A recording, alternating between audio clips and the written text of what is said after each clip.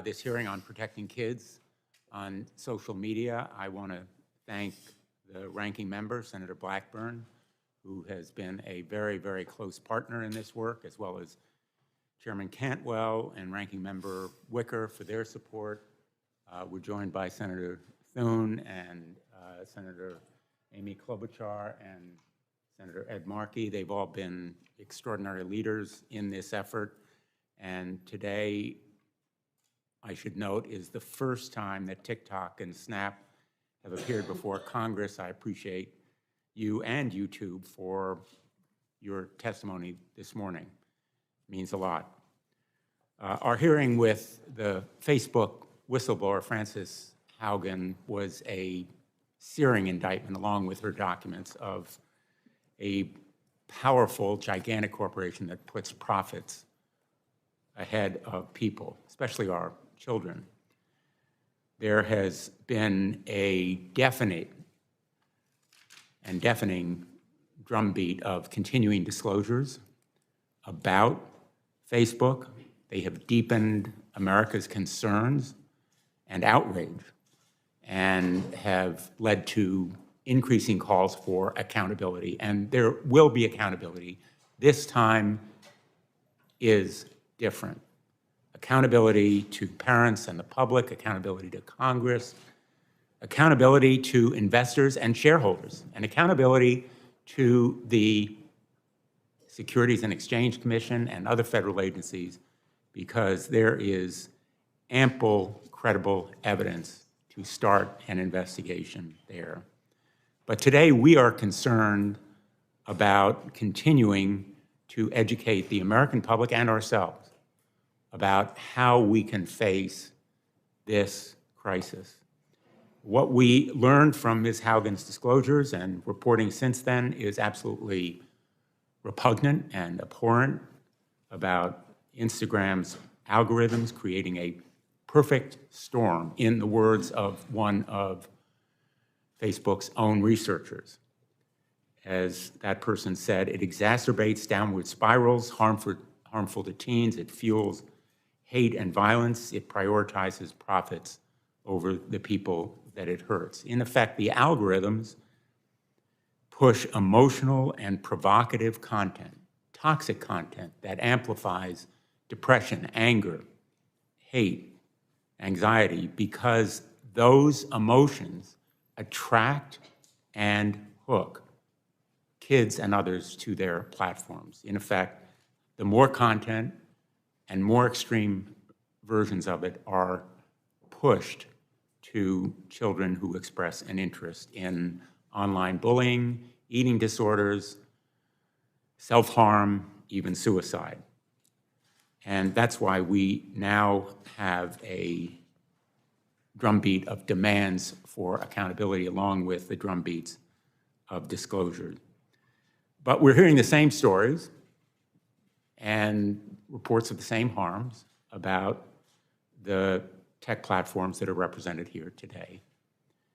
I've heard from countless parents and medical professionals in Connecticut and elsewhere around the country about the same phenomenon on Snapchat, YouTube, and TikTok. In effect, that business model is the same. More eyeballs means more dollars. Everything that you do is to add users, especially kids, and keep them on your apps for longer. I understand from your testimony that your defense is we're not Facebook. We're different, and we're different from each other. Being different from Facebook is not a defense. That bar is in the gutter. It's not a defense to say that you are different. What we want is not a race to the bottom, but really a race to the top. So we'll want to know from you what specific steps you're taking that protect children, even if it means foregoing profits. We're going to want to know what research you've done, similar to the studies and data that have been disclosed about Facebook. And we're going to want to know whether you will support real reforms, not just the tweaks and the minor changes that you suggested and recounted in your testimony. The picture that we've seen from an endless stream of videos that is automatically selected by sophisticated algorithms shows that you too drive and strive to find something that teens will like and then drive more of it to them. If you learn that a teen feels insecure about his or her body, it's a recipe for disaster because you start out on dieting tips, but the algorithm will raise the temperature, it will flood that individual with more and more extreme messages, and after a while, all of the videos are about eating disorders. It's the same rabbit hole, driving kids down those rabbit holes created by algorithms that leads to dark places and encourages more destructive hate and violence.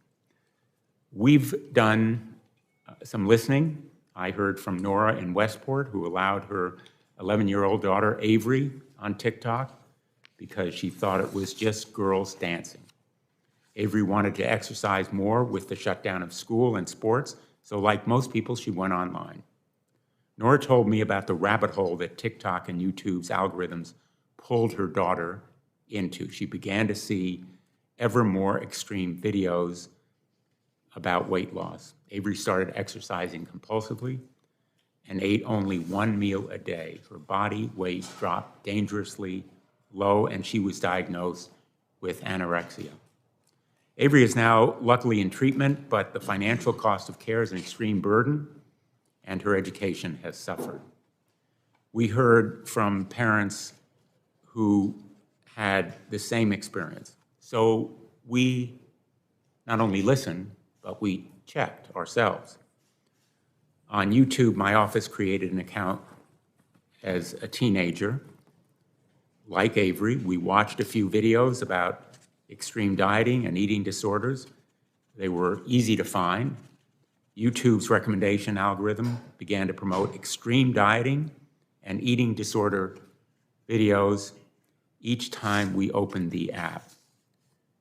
These were often videos about teens starving themselves, as you can see from this poster.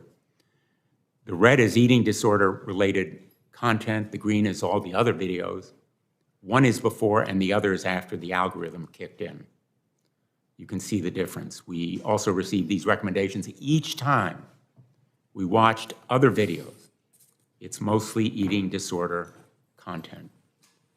There was no way out of this rabbit hole. Another parent in Connecticut wrote to me about how their son was fed a constant stream of videos on TikTok related to disordered eating and calorie counting after looking up athletic training.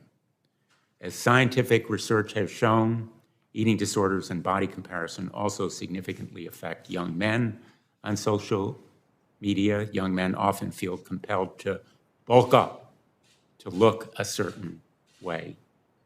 Again, I heard about this pressure all too often. We created an account on TikTok. Troublingly, it was easy searching TikTok to go from men's fitness to steroid use. It took us only 1 minute to find TikTok accounts openly promoting and selling illegal steroids. We all know the dangers of steroids, and they are illegal. All of this research and facts and disclosures send a message to America's parents. You cannot trust big tech with your kids. Parents of America cannot trust these apps with their children. And big tech cannot say to parents, you must be the gatekeepers. You must be the social media co-pilots. You must be the app police, because parents should not have to bear that burden alone. We need stronger rules to protect children online, real transparency, real accountability. I want a market where the competition is to protect children, not to exploit them, not a race to the bottom, but competition for the top. We have said that this moment is for big tech, a big tobacco moment. And I think there's a lot of truth to that contention because it is a moment of reckoning. The fact is that, like big tobacco, big tech has lured teens despite knowing its products can be harmful. It's sought to associate itself with celebrities, fashion, and beauty, everything that appeals to young audiences. And like big tobacco, Facebook hid from parents and the public the substantial evidence that Instagram could have a negative effect on teen health. But the products are different. Big tech is not irredeemably bad like big tobacco. Big tobacco and the tobacco products, when used by the customer as the way the manufacturer intended, actually kill the customer. As Ms. Haugen said, our goal is not to burn Facebook to the ground. It's to bring out the best, to improve it, to impose accountability. As she said, we can have social media we enjoy that connects us without tearing apart our democracy, putting our children in danger, and sowing ethnic violence around the world. We can do better. And I agree. Thank you, and we'll turn now to the ranking member.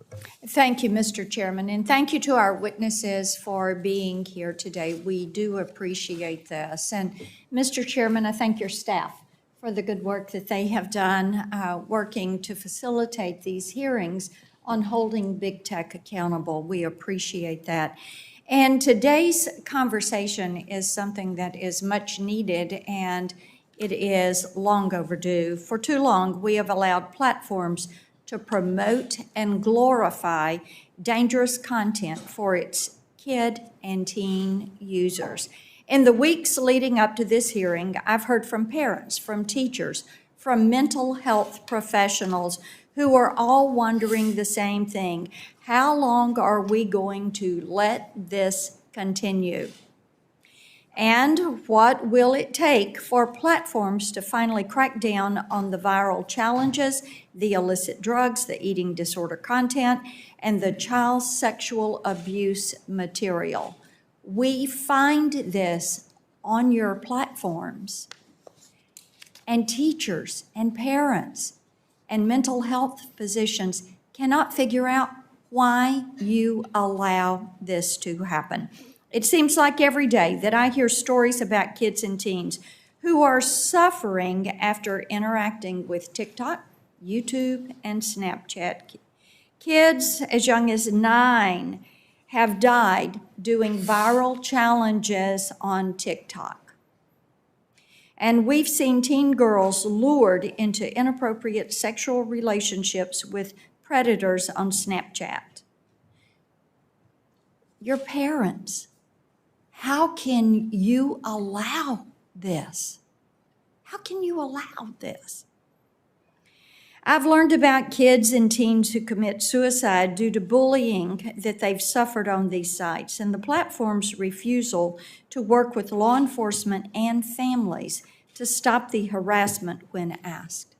If it were your child, what would you do to protect your child? Does it matter to you?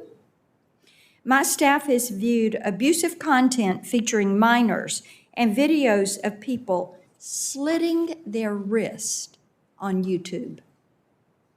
It's there. Yet all the while, kids and teens are flocking to these sites in increasing numbers, and the platforms love it, as they know that youth are a captive audience, one which will continue consuming the content that is fed to them through these algorithms, even if it puts them in danger. They're curious. They get pulled down the rabbit hole. They continue to watch. And these platforms are getting more and more data about our children. But do we know what they're doing with that data? In the case of Facebook, we learned that they're using it to sell their products to younger and younger children, those who cannot legally use their services. But these platforms, you all know you have children on these platforms that are too young to be on these platforms, and you allow it to continue because it's money. It's money in the bank. It is money in your paycheck. And obviously, money trumps everything. And with some of our witnesses today, we have real reason to question how they are collecting and using the data that they get from American children and teens. I've made no secret about my concerns that TikTok, which is owned by Beijing-owned ByteDance, is paving the way for the Chinese government to gain unfettered access to our children and teens. And TikTok, despite vague assurances that they, and I'm quoting, store data outside of China, end quote, has not alleviated my concerns in the slightest. In fact, earlier this year, they changed their privacy policy to allow themselves to collect even more data on Americans. Now they want your face prints and voice prints in addition to your geolocation data and your keystroke patterns and rhythms. They also collect audio that comes from devices connected to your smartphone, like smart speakers. They collect face and body attributes from videos, as well as the objects and the scenery that appear in those videos. This makes sense to some degree to create videos, but given China's propensities to surveil its own citizens, why should we trust that TikTok, through ByteDance, isn't doing the same to us? Most Americans have no idea this is happening. And while they hope on the face of things to reassure us by creating U.S.-based offices for their high-priced lobbyists and marketing personnel, it just is not enough. We see through it all, as we will get into today. TikTok's own privacy policies give them an out to share data with ByteDance and the Chinese Communist Party. Yet most Americans have absolutely no idea that the Chinese Communist Party is getting their information. The time has come where we must focus on what Congress can do to secure American consumers' personal data. As a mother and a grandmother, I know this is doubly important when it comes to our children. As this hearing will show, we can't afford to wait on that. So thank you to the witnesses. We look forward to your cooperation. Thank you, Mr. Chairman.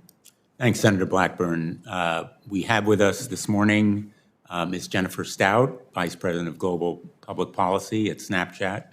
Ms. Stout is the Vice President of Global Policy, and prior to Snapchat, she spent most of her career in government working for then Senator Joe Biden and at the United States Department of State.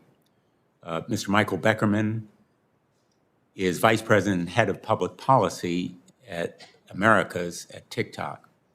He joined TikTok in February of 2020 and leads their government relations. He was previously the founding president and CEO of the Internet Association. We're joined by Ms. Leslie Miller, remotely Vice President, Government Affairs and Public Policy at YouTube. Ms. Miller leads YouTube's public policy team. Previously, she served as acting head of global policy for Google. Why don't we begin with your testimony, Ms. Stout? Thank you. Thank you, Mr. Chairman. Chairman Blumenthal, Ranking Member Blackburn, and members of the subcommittee, thank you so much for the opportunity to be here today. My name is Jennifer Stout, and I am the Vice President of Global Public Policy at Snap. I've been in this role for nearly 5 years after spending almost 2 decades in public service, more than half in Congress. I have tremendous respect for this institution and the work that you are doing to ensure that young people are having safe and healthy online experiences. To understand Snap's approach to protecting young people on our platform, it is helpful to start at the beginning. Snapchat's founders were part of the first generation to grow up with social media.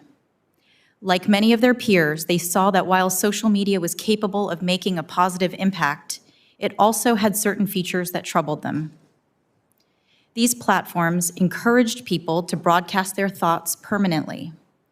Young people were constantly measuring themselves by likes and by comments, trying to present a perfect version of themselves because of social pressures and judgment. Social media also evolved to feature an endless feed of unvetted content, exposing individuals to a flood of viral, misleading, and harmful information. Snapchat is different. Snapchat was built as an antidote to social media. From the start, there were 3 key ways we prioritized privacy and safety. First, we decided to have Snapchat open to a camera instead of a feed of content. This created a blank canvas for friends to visually communicate with each other in a way that was more immersive than text. Second, we embraced strong privacy principles and the idea of ephemerality, making images delete by default. Social media may have normalized having a permanent record of conversations online, but in real life, friends don't break out their tape recorder to document every conversation. Third, we focused on connecting people who were already friends in real life by requiring that both Snapchatters opt in to being friends in order to communicate. Because in real life, friendships are mutual. We have worked hard to keep evolving responsibly. Understanding the potential negative effects of social media, we made proactive choices to ensure that all of our future products reflected those early values. We were influenced by existing regulatory frameworks that govern broadcast and telecommunications when developing the parts of our app where users had the potential to reach a large audience. Discover, which is our closed content platform and features content from professional media publishers and verified users, and Spotlight, where creators can submit creative and entertaining videos to share, are both structured in a way that does not allow unvetted content to get reach. Our design protects our audience and makes us different. When it comes to young people, we've made intentional choices to apply additional protections to keep them safe. We've adopted responsible design principles and rigorous processes that consider the privacy and safety of new features right from the beginning. We take into account the unique sensitivities of young people. We intentionally make it harder for strangers to find minors by not allowing public profiles for users under 18. We have long deployed age-gating tools to prevent minors from viewing age-regulated content and ads. We make no effort and have no plans to market to young children. Individuals under the age of 13 are not permitted to create Snapchat accounts, and if we find them, we remove them. Additionally, we are developing new tools that will give parents more oversight over how their teens are using Snapchat. Protecting the well-being of our community is something we approach with both humility and determination. Over 500 million people around the world use Snapchat, and 95% of our community says that Snapchat makes them feel happy because it connects them to their friends. We have a moral responsibility to take into account the best interests of our users in everything we do, and we understand that there is more work to be done. As we look to the future, we believe that regulation is necessary, but given the different speeds at which technology develops and the rate at which regulation can be implemented, regulation alone can't get the job done. Technology companies must take responsibility to protect the communities they serve. If they don't, government must act to hold them accountable. We fully support the subcommittee's approach and efforts to investigate these issues, and we welcome a collaborative approach to problem solving that keeps our young people safe online. Thank you again for the opportunity to appear today, and I look forward to answering your questions. Thanks, Ms. Stout. Mr. Beckerman. Chairman Blumenthal, Ranking Member Blackburn, and members of the subcommittee, My name is Michael Beckerman. I'm the Vice President of Public Policy for the Americas at TikTok. I'm also the father of 2 young daughters. I'm passionate about ensuring that our children stay safe online.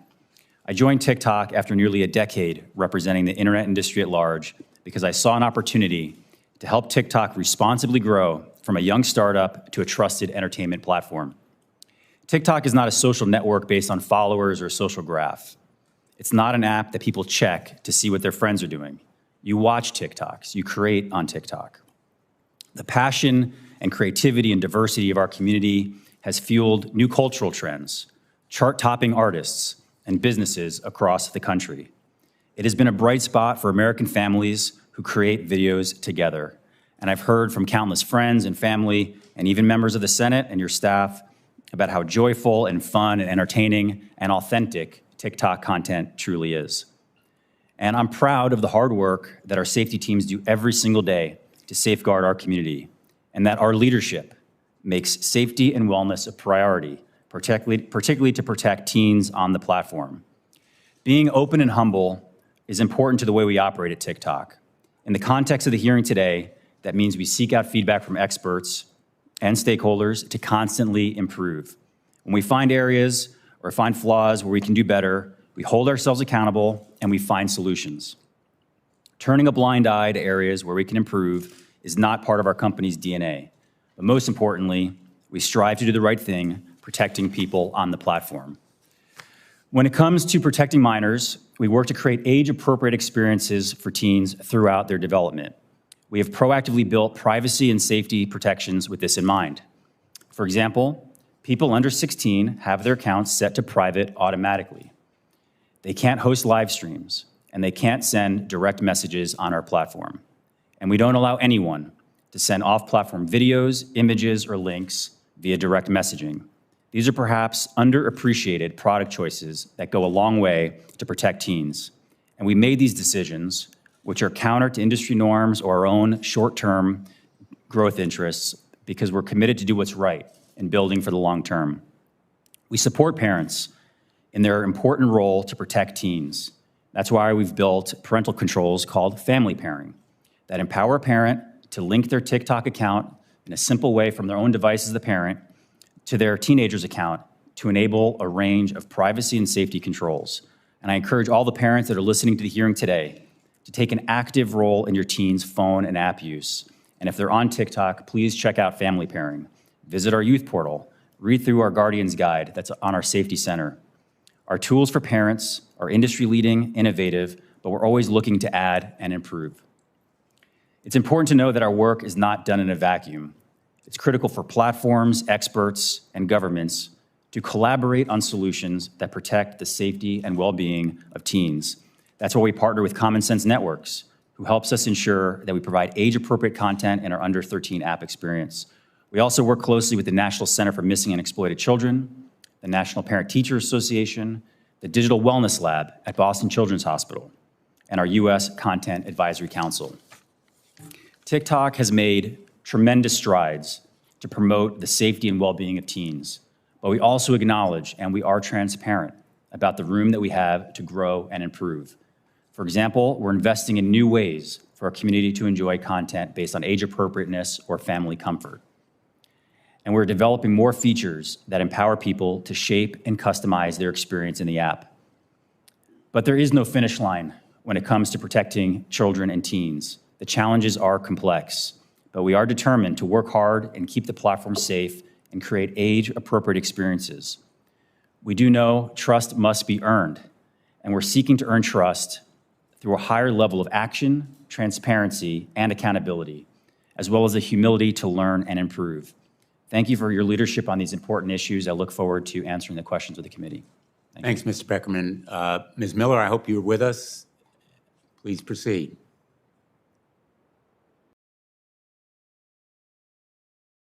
Sorry, I think I'm having a bit of technical difficulty. Can you hear me okay? We can hear you, and now we can see you. Thanks. Okay, wonderful. Thank you. Chairman Blumenthal, Ranking Member Blackburn, and distinguished members of the subcommittee. Thank you for the opportunity to appear before you today. My name is Leslie Miller, and I'm the Vice President of Public Policy at YouTube. As young people spend more time online, and given their changing needs as they grow up, it's crucial to put in place protections that allow them age-appropriate access to information.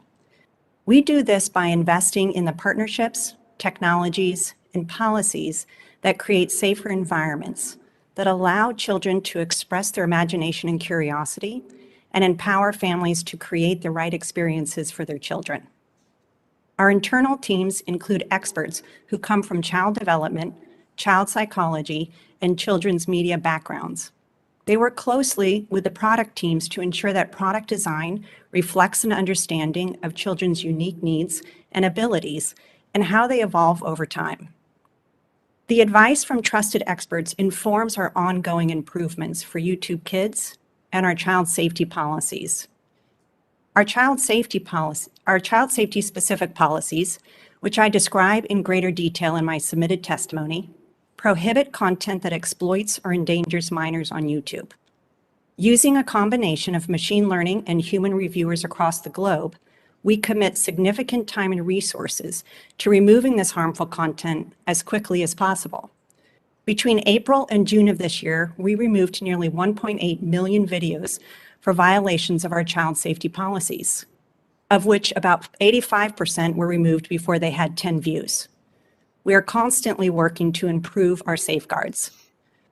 We have also invested significant resources to empower parents with greater control over how their children view content on YouTube. In 2015, we created YouTube Kids as a way for kids to more safely pursue their curiosity and explore their interests while providing parents more tools to control and customize the experience for their families. Videos on YouTube Kids include popular children's videos, diverse new content, and content from trusted partners. After we launched YouTube Kids, we heard from parents that tweens have different needs, which weren't being fully met by our products. That is why we've worked with parents and experts across the globe in areas related to child safety, child development, and digital literacy to develop a solution for these parents, which we called supervised experiences. We launched this earlier this year on the main YouTube platform. Parents now have the option of choosing between 3 different content choices: content generally suitable for viewers aged 9+ or 13+, and then most of YouTube. The most of YouTube option excludes all age-restricted content on the main platform. We want to give parents the controls that allow them to make the right choices for their children. On YouTube Kids, and even on YouTube for all under 18 users, autoplay is off by default. In the coming months, we'll be launching additional parental controls in the YouTube Kids app, including the ability for a parent to choose a locked default autoplay setting. Our take a break reminders and bedtime settings are also on by default in these experiences. YouTube treats personal information from anyone watching children's content on the platform as coming from a child, regardless of the age of the user. This means that on videos classified as made for kids, we limit data collection and use, and as a result, we restrict or disable some product features. For example, we do not serve personalized ads on this content on our main YouTube platform, and we do not support features such as comments or live chat. And to be clear, we have never allowed personalized advertising on YouTube Kids or YouTube supervised experiences. There is no issue more important than the safety and well-being of our kids online, and we are committed to working closely with you to address these challenges. I again would like to thank you for the opportunity to appear today and look forward to answering your questions. Thanks, Ms. Miller. We're going to do 5-minute rounds. We have votes at 11 o'clock. We have 3 votes, but I think we'll be able to juggle the questioning and the testimony, and if necessary, we'll take a short recess. Let me begin. As you know by now, in August, Senator Blackburn and I wrote to Facebook asking whether they had done any research, whether they had any facts that showed harm to children. And in fact, they denied it. They dodged the question. They disclaimed that Instagram is harmful to teens. Let me ask you, and I think it's pretty much a yes or no question, the same question that we asked Facebook. Have any of your companies conducted research on whether your apps can have a negative effect on children's or teens' mental health or well-being, and whether your apps promote addiction-like use? Have you done that research? Ms. Stout? Senator, we have conducted research. Much of our research is focused on our products and how we can improve our products and services to really meet the needs of our users and our community. And as I mentioned in my opening testimony, some of the research that we did shows that 95% of users say that Snapchat makes them happy. Will you make that research available to the subcommittee? Yes, Senator, we would. Mr. Beckerman? Senator, thank you for the question. We believe that research should be done in a transparent way. And for us, we partner with external experts and stakeholders to get their feedback. And we think that this is something that everybody can work together on. And additionally, we've actually supported passage of the CAMERA Act, which would have additional funding at NIH, and we'd love to see this done in an external way, in a transparent way. Ms. Miller? Yes, Senator, we work with experts to leverage their insights and research to make sure that our product and policy decisions are up to date based on their insights. Now, I've asked whether the research has been done that could show negative effects or addictive-like impacts. You've all indicated that you've done that research, and Ms. Stout has indicated that her company will make it available. I'm assuming, Mr. Beckerman, your company will? You're nodding. And Ms. Miller? Yes, Senator, we have published some research, and we would make additional available. Let me ask now about the black box algorithms. As you know, these algorithms exist. They function to drive sometimes toxic content at kids, more of it and more extreme versions of it. The consequences are potentially catastrophic, but the companies are, in effect, grading their own homework. They're evaluating their own effects on kids when it comes to addiction and harms.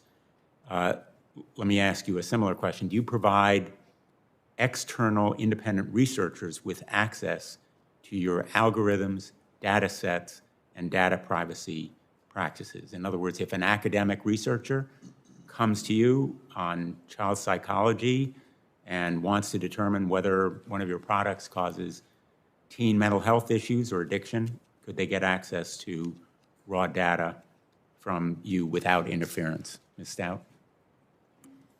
So, Senator, I think it's important to remember that on Snapchat, algorithms work very differently. Very little of our content is sorted algorithmically. Well, So- I'm going to apologize because I'm going to interrupt just to say the question is about access to independent researchers on those algorithms that you do use. And there's no question that you have algorithms, correct?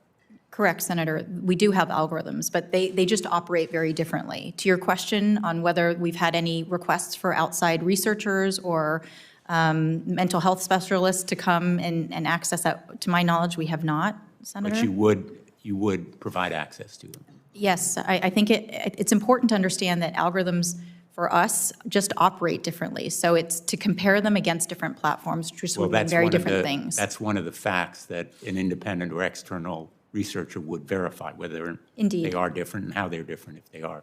Mr. Beckerman. Yes, Senator.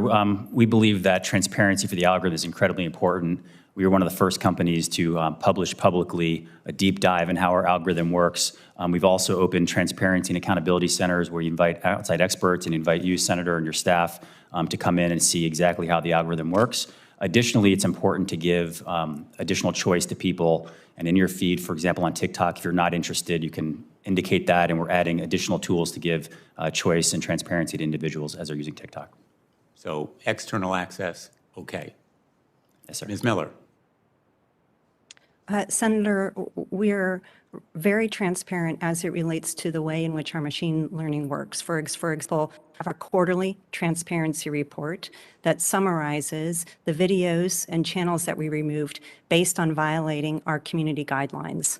Earlier this year, we rolled out an additional statistic called the violative view rate. Again, Ms. Miller, I really apologize for interrupting. The question is whether you provide external independent researchers with access to your algorithms and data sets and data privacy protection. You allow external regularly. I'm sorry, Senator. Do you provide that access? We regularly partner with experts, for example, in child development, mental health, to work closely with them. But they are experts chosen by you. If somebody independent came to you and wanted that access, yes or no, would you permit it? Senator, it would depend on the details, but we are always looking to partner with experts in these important fields. Well, I'm going to cite the difference between your response and Mr. Beckerman's and Ms. Stout's, which indicates certainly a strong hesitancy, if not resistance, to providing access. Let me ask you, Ms. Miller, I think one of the issues here really relates to the claim that these sites are transparent and truthful, which is belied by our actual experience, and the fact that they favor regulation. In the case of Facebook, they have mounted armies of lawyers, paid millions of dollars to fight regulation, whether it's the Earn It Act and other responsible reforms to Section 230, or privacy legislation, or requirements to be more transparent on algorithms. According to the details made public last week, in a multi-state antitrust case, Google has, quote, sought a coordinated effort to forestall and diminish child privacy protections in proposed regulations by the FTC and legislation. That filing described attempts to encourage Facebook and Microsoft to fight privacy rules and back down on advocacy for legislation, in particular a meeting where that exchange occurred. This disclosure made news, but everybody in DC really knew it was true. What was new is that Google's hypocrisy was finally called out. The fact is that Google and YouTube have been fighting against privacy behind the scenes for years. It's hidden in plain sight. It's an open secret. You've been lobbying the FTC to weaken our existing privacy rule. You spent vast sums of money fighting California's privacy rules. I want to ask you, Ms. Miller, what work has YouTube done to lobby against Congress strengthening online protections for children, and is that report and that claim by the multi-state plaintiffs accurate? Senator, I understand that the material that you're referencing was regarding our point of view on e-privacy legislation in Europe. Our CEO, Sundar Pichai, has regularly called for comprehensive privacy legislation in the U.S. And on behalf of YouTube, I am not aware of any efforts other than to be involved in conversations in a multi-stakeholder way as it relates to any legislation or bills that are being introduced regarding the oversight or regulation of companies such as YouTube. So you're saying that these reports about political pressure and lobbying against children's privacy and safeguards are just totally false? I think we work with lawmakers such as yourself regularly to have conversations to share what we are doing on the platform, the updated protections we are putting in place, but also to hear your concerns and to work with you as you contemplate new regulations. Will you commit that you'll support privacy legislation as has been proposed? Senator, I'm not steeply involved in the details of any specific privacy legislation, but I commit that we will work with you and partner with you on federal privacy legislation. Would you support a ban on targeted advertising to children and young teens? Senator, at YouTube, we prohibit personalized advertising in YouTube Kids, as So well you as would- in you would supervised support a ban? experiences. Would you support a ban in law? We have not waited for laws in order to put those types of protections in place. Well, I hope that you will and that you'll be perhaps more forthcoming in the next round of questioning. I'll turn to the ranking member. Thank you, Mr. Chairman. Mr. Beckerman, I want to come to you first. In the past, TikTok has said that it has never, nor would it ever, share and provide user data to the Chinese government, even if asked. Yet your privacy policy says you can disclose data collected to respond to government inquiries. It also says you share data you collect with your parent companies and affiliates, and that you transmit user information to servers and data centers overseas. And earlier this year, the Chinese Communist Party acquired an ownership stake and a seat on the board of ByteDance.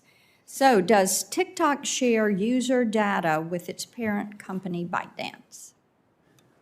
Thank you, Senator. This is an important question, and I'm glad you're asking. TikTok does not. Quickly. Excuse me? Time's running. Quickly, please. Yes, Senator. We do not share information with the Chinese government, and I would like to point you to a Citizen Lab report, which is one of the most well-respected global national security experts, where they said, our research shows that there's no overt data transmission to the Chinese government, and our testing, TikTok did not contact any servers within China. And then the report goes on to state, Senator, let me that ask TikTok does you- not pose a threat to national security, and I'd be happy to submit that report Okay, let me for the ask you, record. please submit the report for the record. Do any ByteDance employees have access to TikTok user data or any role in creating their algorithm? Senator, U.S. user data is stored in the United States. Our backups are in Singapore, and we have a world-renowned U.S.-based security team that handles access to user data. I understand that you say you store it in Singapore. Tell me about programmers, product developers, and the data teams. Are they housed in China? Senator, like many technology companies, we have engineers in the United States and throughout and around the world. And so they have access to algorithms and data? Senator, we have engineers in the United States, and we also have engineers. So that answer is yes. What about Douyin? ByteDance says they are fully separate, but do Douyin employees have any access to TikTok user data or input into the algorithm? Senator, that's a completely different app from TikTok. And No, it's a related company. You might want to check that. If the Chinese Communist Party asks you for U.S. user data, what is to stop you from providing it, since they have a seat on the board of ByteDance and they have a financial stake in the company? Senator, that's not accurate. One, they do not have a stake in TikTok at all. Oh, yes, they do. It happened in August. Senator, that's not accurate. That is ByteDance, and we can clarify that for the record. But the record is that the Chinese Communist Party acquired a stake in ByteDance in August, and they now have a seat on the board. So let's talk about TikTok's privacy policy. It says you collect and keep a wide variety of information, including biometric data such as face prints, voice prints, geolocation information, browsing and search history, not just on TikTok, but on other apps, and keystroke patterns and rhythms. Why do you need all of this personal data, especially on our children, which seems to be more than any other platform collects? Senator, many outside researchers and experts that look at this have pointed out that TikTok actually collects less data than many of our peers. And on the keystroke issue. Outside researchers that you're paying for? No, Senator. You would submit that to independent outside researchers, because what we're seeing with all of this biometric data and the keystroke patterns, that you are exceeding that. So what do you do with this? Are you creating a virtual you of the children that are on your site?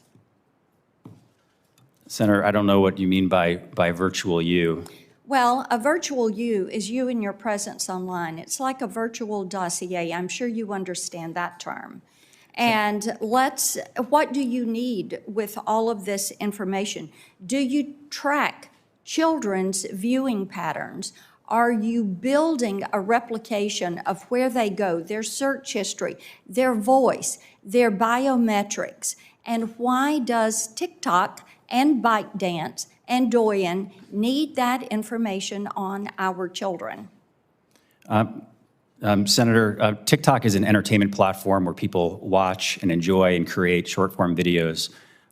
It's about uplifting and entertaining content. People love it. And I disagree with the characterization of the way. That is it from the positive. But there's also a negative.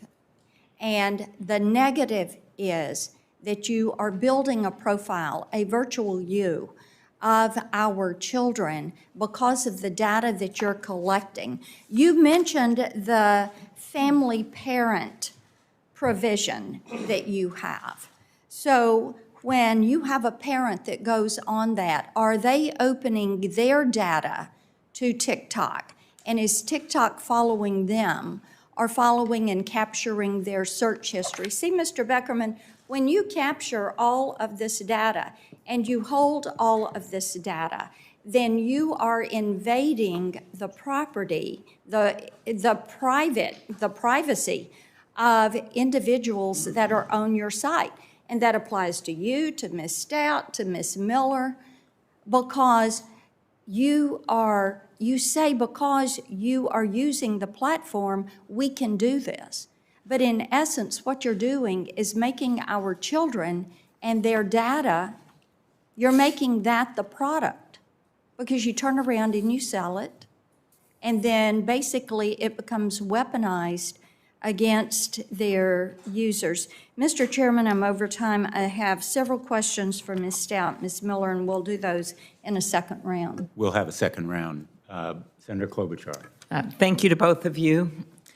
Reports indicate that nearly half of kids 9 to 12 and a third of kids age 7 to 9 use social media on platforms like Facebook, Insta, Snap, TikTok, YouTube. I don't think parents are going to stand by while our kids and our democracy become collateral damage to a profit game. And I heard last night Mark Zuckerberg's words to his earnings report.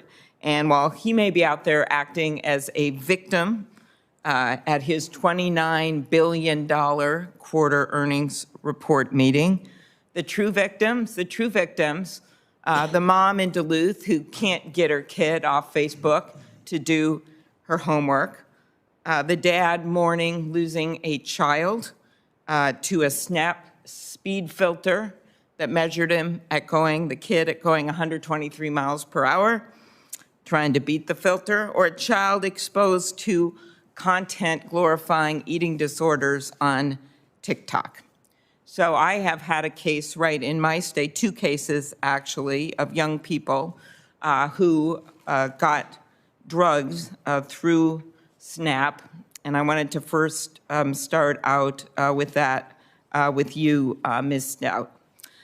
This is a story, there's 2 kids, Devin Noring, Ryan McPherson. Devin's story, he was suffering from dental pain at the beginning of the pandemic. He couldn't go in to see a doctor. He'd been given a Percocet before, and a classmate said he had a Percocet. Well, what this young man did not know is that this Percocet was laced with fentanyl, and he died just like that. As his mom said in a letter to me, all of the hopes and dreams we as parents had for Devin were erased in the blink of an eye. A group of parents, including Devin's mother, Bridget, demanded answers and accountability from Snap on this issue in a letter to you in September. Ms. Stout, I want to know what the answers are. Will you commit to providing more information about the automated tools Snap uses to proactively search for illegal drug-related content as the parents ask? Senator, I very much appreciate you raising this issue because it has been a devastating crisis that's been afflicting our young people. I want to make clear we are absolutely determined to remove all drug dealers from Snapchat, and we've been very public about our efforts in this space. First of all, we have stepped up our operational efforts, and my heart goes out to the family of Devin Noring. I've met with Bridget Noring. I met with her back in April. I heard from her and other families to understand what is happening to them, their experience, and also what's happening on Snapchat. We have stepped up and we have deployed proactive detection measures to get in ahead of what the drug dealers are doing. They are constantly evading our tactics, not just on Snapchat, but on every platform. We've also stepped up our work with law enforcement. Just last week, we had a law enforcement summit where we gathered over 2,000 members of law enforcement across the country so that we can understand what they're dealing with and find out best practices on how we can get them the information they need to help their investigation. And finally, Senator, this is so important, but we have deployed an education and awareness campaign because what is happening on our platforms all across social media and technology platforms is that young people who are suffering from mental health and stress induced by the pandemic and other issues, they are reaching for substances, oftentimes pills and opioids, but these substances are laced with fentanyl, enough fentanyl to kill them. But here's my problem is that if a kid had just walked into, say, a pharmacy, you wouldn't be able to buy that or get that. But in this case, they can get on your platform and just find a way to buy it. And that is the problem. And I guess I want to know, are you going to get your drugs? I appreciate everything you said. I appreciate you meeting with the mom. Are you going to get drugs off Snapchat when you have all these kids, half the kids in America looking at these platforms? I assure you, this is such a top priority for our entire company. And Senator, it's not just happening on our platform, it's happening on others.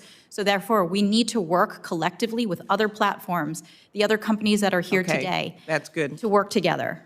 Okay, thank you. I think there's other ways to do this too, as creating liability when this happens. So maybe that'll make you work even faster so we don't lose another kid. Mr. Beckerman, recent investigation by the Wall Street Journal found that TikTok's algorithm can push young users into content glorifying eating disorders, drug, violence. Have you stopped that? Yes, Senator. I don't agree with the way the Wall Street Journal went about that, but with that said, we have made a number of improvements to the way people can have control over the algorithm and have age-appropriate content on TikTok. Okay, and what are those changes? Like, are they still getting, they're completely protected now from this content? Senator, the content related to drugs, as you're pointing out, it violates our community guidelines. As it relates to minor safety, over 97% of violative content is removed proactively. Of course, we want to get to 100%, and it's something that we're constantly working on. Are you aware of any research studies your company has conducted about how your apps may push content promoting eating disorders to teens? No, Senator. Okay. Did you ask for any hurdle studies on eating disorders before testifying? Not that I'm aware, but we do work with outside experts to understand all of these issues. I think it should be done in a transparent way. As I mentioned earlier, I'd love to see the CAMERA Act passed so we can have additional research in the public domain that all of us can learn from and improve. Okay, I'll save my questions for Ms. Miller for the next round. Thank you. Thanks, Senator Klobuchar. And again, I would remind everyone that you've committed to provide the research that you just referred to in your responses to Senator Klobuchar. All of you have committed to provide that research, and we'll look forward to receiving it within days or weeks, not months.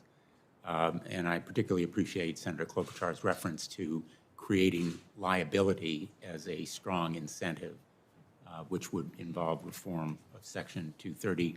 I understand. And Mr. Chair, if I could put this letter in from the parents into Sure. the record. Without objection. Thank you. We've been joined by Senator Cantwell remotely. Mr. Chairman, I would defer to my colleagues, Senator Markey and Senator Baldwin. Thanks very much. Senator Markey. Thank you. Thank you, Mr. Chairman, very much. The problem is clear. Big tech preys on children and teens to make more money. Now is the time for the legislative solutions to these problems. And that starts with privacy. I've introduced bipartisan legislation to give children and teens a privacy bill of rights for the 21st century. Today, a 13-year-old girl on these apps has no privacy rights. She has no ability to say no. No, you can't gobble up data about me. No, you can't use that data to power algorithms that push toxic content towards me. No, you can't profile me to manipulate me and keep me glued to your apps. No, you have no rights. 13-year-old girl in the United States of America in the year 2021. My bipartisan Children and Teens Online Privacy Protection Act gives 13, 14, and 15-year-olds that right to say no. To each witness, do you support my legislation to update the Children's Online Privacy Protection Act to give that 13, 14, and 15-year-old control of their data? Ms. Stout. Senator Markey, I just want to say that we absolutely support a federal privacy proposal, and we've worked very hard with members of this body to try to. Do you support my child protection, my teen protection law? Do you support it? So, Senator, we agree that there should be additional protections put against young people to protect them further from. Right. So you've had a chance to look at the Child Online Privacy Protection update that I've introduced. It's been out there for years. Do you support it or not? I think, Senator, we'd love to talk to you a bit more about some of the we've been issues. listen, this is just what drives us crazy. We want to talk, we want to talk, we want to talk. This bill's been out there for years, and you still don't have a view on it. Do you support it or not? I think there are things that we would like to work with you on, Senator. Listen, this is just the old game. Mr. Beckerman, do you support the Child Online Privacy Protection Act being updated the way my legislation does? Senator, thank you for your leadership on this issue. It's been very important. Yes, we agree that COPPA needs to be updated, particularly as it relates to the way age verification happens across the internet. It's an area that I think has been not given as much attention as it deserves, that we do agree that COPPA does need to be updated. Do you support my legislation updated? You've had plenty of time to look at it. We like your approach. However, I think a piece that should be included is a better way to verify age across the internet, across apps, rather than the system that is in place now. And I think with that improvement, it would be something that we'd be happy to support. Okay, Ms. Miller. Senator, we also support the goals of updated comprehensive privacy legislation on your specific bill. I know we've had conversations with your staff in a constructive manner, and I would welcome continuing to do that. Yeah, but it's going to happen soon, because this is a crisis that, thank you, Senator Blumenthal, thank you, Congresswoman Blackburn, this has just surfaced in a way that's clear that we don't have any more time. We have to get this finished. Your platforms are full of young teens. Among young teens, 49% say they're on TikTok, 52% say they're on Snapchat, 81% say they're on YouTube.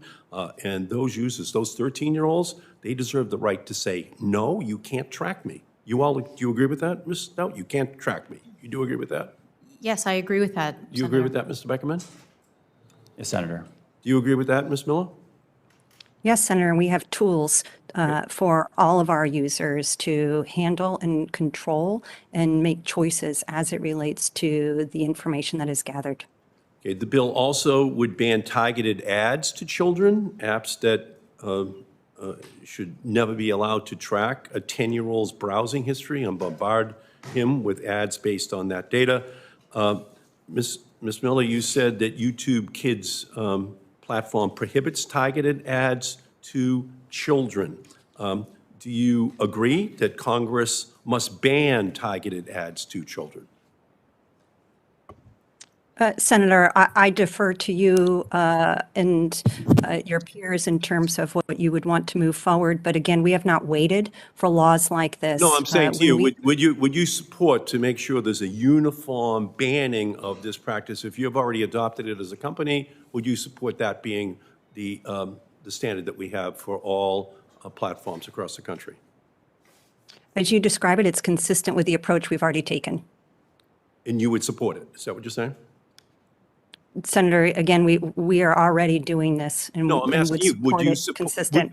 No, we're trying to draft a law here. Would you support that provision being in a law that prohibited it? Senator, yes, as we already prohibit targeted Okay, advertising on that's all we're YouTube trying Kids to as do, it just is. get to yes, so that we can legislate it. So that we can legislate. Ms. Berkman, Ms. Stout, same question, should kids ban targeted ads to kids? Senator, we offer those tools already where kids can opt out and not have targeted ads served to them. Would you support that as a national law, that we ban it? Senator, an example of that has been the age-appropriate design code, which we adhere to, and I can tell you, Senator, we are looking at exactly that model to Would you apply support it elsewhere. as a law that this body passes this year just to prohibit it? If you say it's wrong, should we prohibit it? We offer those, and we agree with the approach, so, So yes, you do support it, yes or no? we agree with your approach, so we are applying it to more Right, I markets appreciate what outside you're of the- doing. Right, we're now trying to say, if you support it, then we just support a law to think we're prohibit very anyone close. else from doing it. Yes? I think we're very close, Senator, yes. Very close. Okay, Mr. Beckerman. Yes, Senator, I would also say that we should go beyond that, and part of the approach that we've taken is certain categories of ads shouldn't be shown to teenagers and young adults at all, and I think that should be part of the approach as well. Okay, so we also need to go beyond privacy and tackle the design features that harm young people. Take like buttons. Senator Blumenthal and I have a bill, the Kids Act, which would ban these and other features that quantify popularity.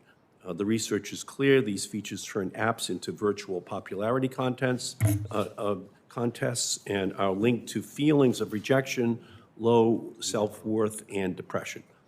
Even YouTube Kids has acknowledged this problem and does not have like buttons. To each witness, should Congress ban features that quantify popularity for kids, yes or no? Senator, as I mentioned in my opening statement, we don't have those metrics. We've never had a like button or comments because we don't think it should be a popularity contest, so we support that. So you would support that, okay? Ms. Beckerman. Mr. Beckerman. Senator, I think this one is one that we should, it's a little bit more complex to that. We'd happy to have a conversation, but we have implemented much of the age-appropriate design code here in the United States and would encourage similar measures. So I don't know that there was an answer in there. You said it's complicated. Do you support banning it or not? On banning likes, Likes, yes. I think, again, if we wanted to set it by age, that's something that we could look at. Ms. Miller. Senator, as you noted, we are already prohibit things on YouTube Kids such as being able to comment, and we would support working with you in regulation in this area. Okay, well, you would support working with us, but would you support banning likes? Yes, Senator, again, we already do not allow for this on the YouTube Kids platform. Good. And again, the American Academy of Pediatrics just declared a national state of emergency for children and teen mental health. We need to outlaw the online features that exacerbate this crisis. The question that, we have to answer ultimately is, whether or not, for example, we're going to ban autoplay for kids. With this feature, when one video ends, another quickly begins. Kids stay glued to their phones, so apps collect more data and make more money. Today, 82% of parents are worried about their kids' screen time. To each of you today, do you agree that Congress should ban autoplay for kids? Yes or no? Ms. Miller, we'll start with you this time. Yeah, Senator, each of the items that you're outlining, we already prohibit. We have the default set to autoplay off on YouTube Kids as well as for supervised experiences. Okay, so you would support that being legislated? Yes, sir. Okay, Mr. Beckerman.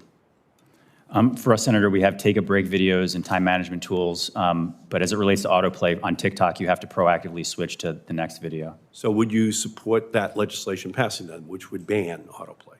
We'd be happy to look at it and talk to you about it. You don't do it. Again, I think it's important as we look at age-appropriate features for teens. It's something that we build into TikTok proactively. But again, as we look at legislation, I do think a first step is something around age verification across apps. Again, this is the historic problem. Yes, Ms. Stout, Would you support it? Senator Markey, I don't believe we have autoplay on Snapchat, so I would defer and say that that's something we need to look at more closely. And I'm not familiar with that piece of the proposal in your legislation. Okay, great. We have a lot of work to do, and we have to telescope the time frame, I think, Mr. Chairman, to get these people to finally stop Telescoping the studying it timeframe and finally sounds good. start acting. Thank you, Mr. Chairman. Thank you. Thanks, Senator Markey. Thanks for all your good work. Senator Baldwin, or actually, I see Senator Cantwell is here. Oh, sorry, Senator Thune. Okay. Thank you, Mr. Chairman. We all know social media offers a lot of benefits and opportunities, but like has been expressed this morning, I have concerns about the lack of transparency online and limited accountability of big tech companies. And one of the major problems with social media that has been increasingly concerning is social media's platforms' use of algorithms to shape and manipulate users' experience, resulting in individuals being trapped in what we call the filter bubble. The filter bubble can be particularly troubling for younger users. For example, a recent Wall Street Journal article described in detail how TikTok's algorithm serves up sex and drug videos to minors. I have a bill, the Filter Bubble Transparency Act, and another bill called the PACT Act that would make significant strides in addressing the lack of transparency online, and importantly, the Filter Bubble Transparency Act would give consumers the option to engage with internet platforms without being manipulated by opaque algorithms. So let me just ask you, do you believe consumers should be able to use social media platforms without being manipulated by algorithms designed to keep them engaged on the platform? Mr. Beckerman, start with you, then we'll go Ms. Miller and Ms. Stout. Yes, Senator, we agree that there needs to be transparency in the way algorithms work and additional choice for individuals as they're using them. Ms. Miller? Senator, we do provide transparency in the way that our systems and practices work. Ms. Stout? Senator Thune, it's important to understand that what we apply algorithms to is a very small set of content. And we do provide transparency to our users, where users get to select interest categories that then determine the kind of content that they're served up. But it's not an unlimited list or set of user-generated content. It's quite narrow. But I don't know that you or Ms. Miller really answered the question, and that is, should consumers who use these social media platforms be able to use them without being manipulated by algorithms? Senator, yes, I agree with you. Ms. Miller? Yes, Senator. Mr. Beckerman, what's your response to the Wall Street Journal article that described in detail how TikTok's algorithm serves up sex and drug videos to minors? Senator, thank you for the question. Sex and drugs or violations of our community guidelines have no place on TikTok. As it relates to the Wall Street Journal article, we disagree with that being an authentic experience that an actual user would have. Your platform is perhaps more driven by algorithms than any other social media platform available today, more so even than Facebook. Unlike Facebook, TikTok's algorithm is not constrained by a user's social network. On July 29, 2020, TikTok's former CEO, Kevin Mayer, wrote, and I quote, that we believe all companies should disclose their algorithms, moderation policies, and data flows to regulators, end quote. TikTok also states on its website that it makes TikTok source code available for testing and evaluation to guests at its Transparency and Accountability Center. Has TikTok disclosed their algorithms, moderation policies, and data flows to any federal or state regulators? Senator, yes. I mean, as we pointed out, we do have these transparency centers, and we've done, I think, over 100 tours with members of the Senate, their staff, and others in the U.S. government, and we'd be happy to continue to be transparent in how that works. And I think maybe that Senator Blumenthal maybe touched on this, but in keeping with TikTok's disclosure practices announced in July of 2020, would you commit to providing TikTok's algorithms, moderation policies, and data flows to this committee? So that we may have independent experts review them? Yes, sir. Thank you. Ms. Miller, does YouTube engage in efforts to change its users' attitudes, behaviors, or influence its users in any way? Senator, when users come to YouTube, they come to search and discover all types of content. For example, how to bake bread, to watch a church service or to do exercise. And as a result, they are introduced to a diversity of content that isn't based on a particular network that they are a part of. In so doing, there may be additional videos that are recommended to them based on some signals, but those signals will be overridden to make sure that we are not recommending harmful content. Back to Mr. Beckerman. All Chinese internet companies are compelled by China's national intelligence law to turn over any and all data that the government demands, and that power is not limited by China's borders. Has TikTok provided data to the Chinese government on Chinese persons living in the United States or elsewhere outside of China? No, Senator. TikTok is also not available in China, and as I'd like to point out that our servers with U.S. data are stored in the United States. Does TikTok censor videos of Tank Man, the famous video of the young man who stood his ground in front of a procession of Chinese Army tanks during the 1989 Tiananmen Square crackdown in Beijing? No, Senator. You can find that content on TikTok if you search for it. Okay. Mr. Chairman, I would suggest that, as has already been pointed out on the committee, that I think there are a number of things that we need to address. Congress needs to be heard from in this space, and particularly with respect to the use of algorithms and the way that users are manipulated, and as you've all already pointed out, particularly young people. So I hope that we can move quickly and directly and in a meaningful way to address this issue. Thank you. Thank you. I think we have strong bipartisan consensus on that issue. Thank you, Senator Thune. Senator Baldwin. Thank you, Chairman Blumenthal. I would like to just note that this series of hearings really began with the revelation that internal research at Facebook revealed the negative impacts on teenagers' body images from using the company's Instagram platform.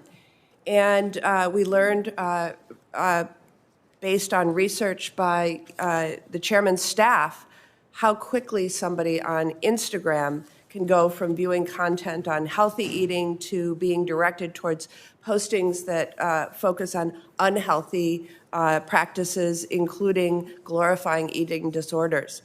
I know we don't have Facebook and Instagram before us today, but I'm particularly concerned about the impact that that type of content can have on young users.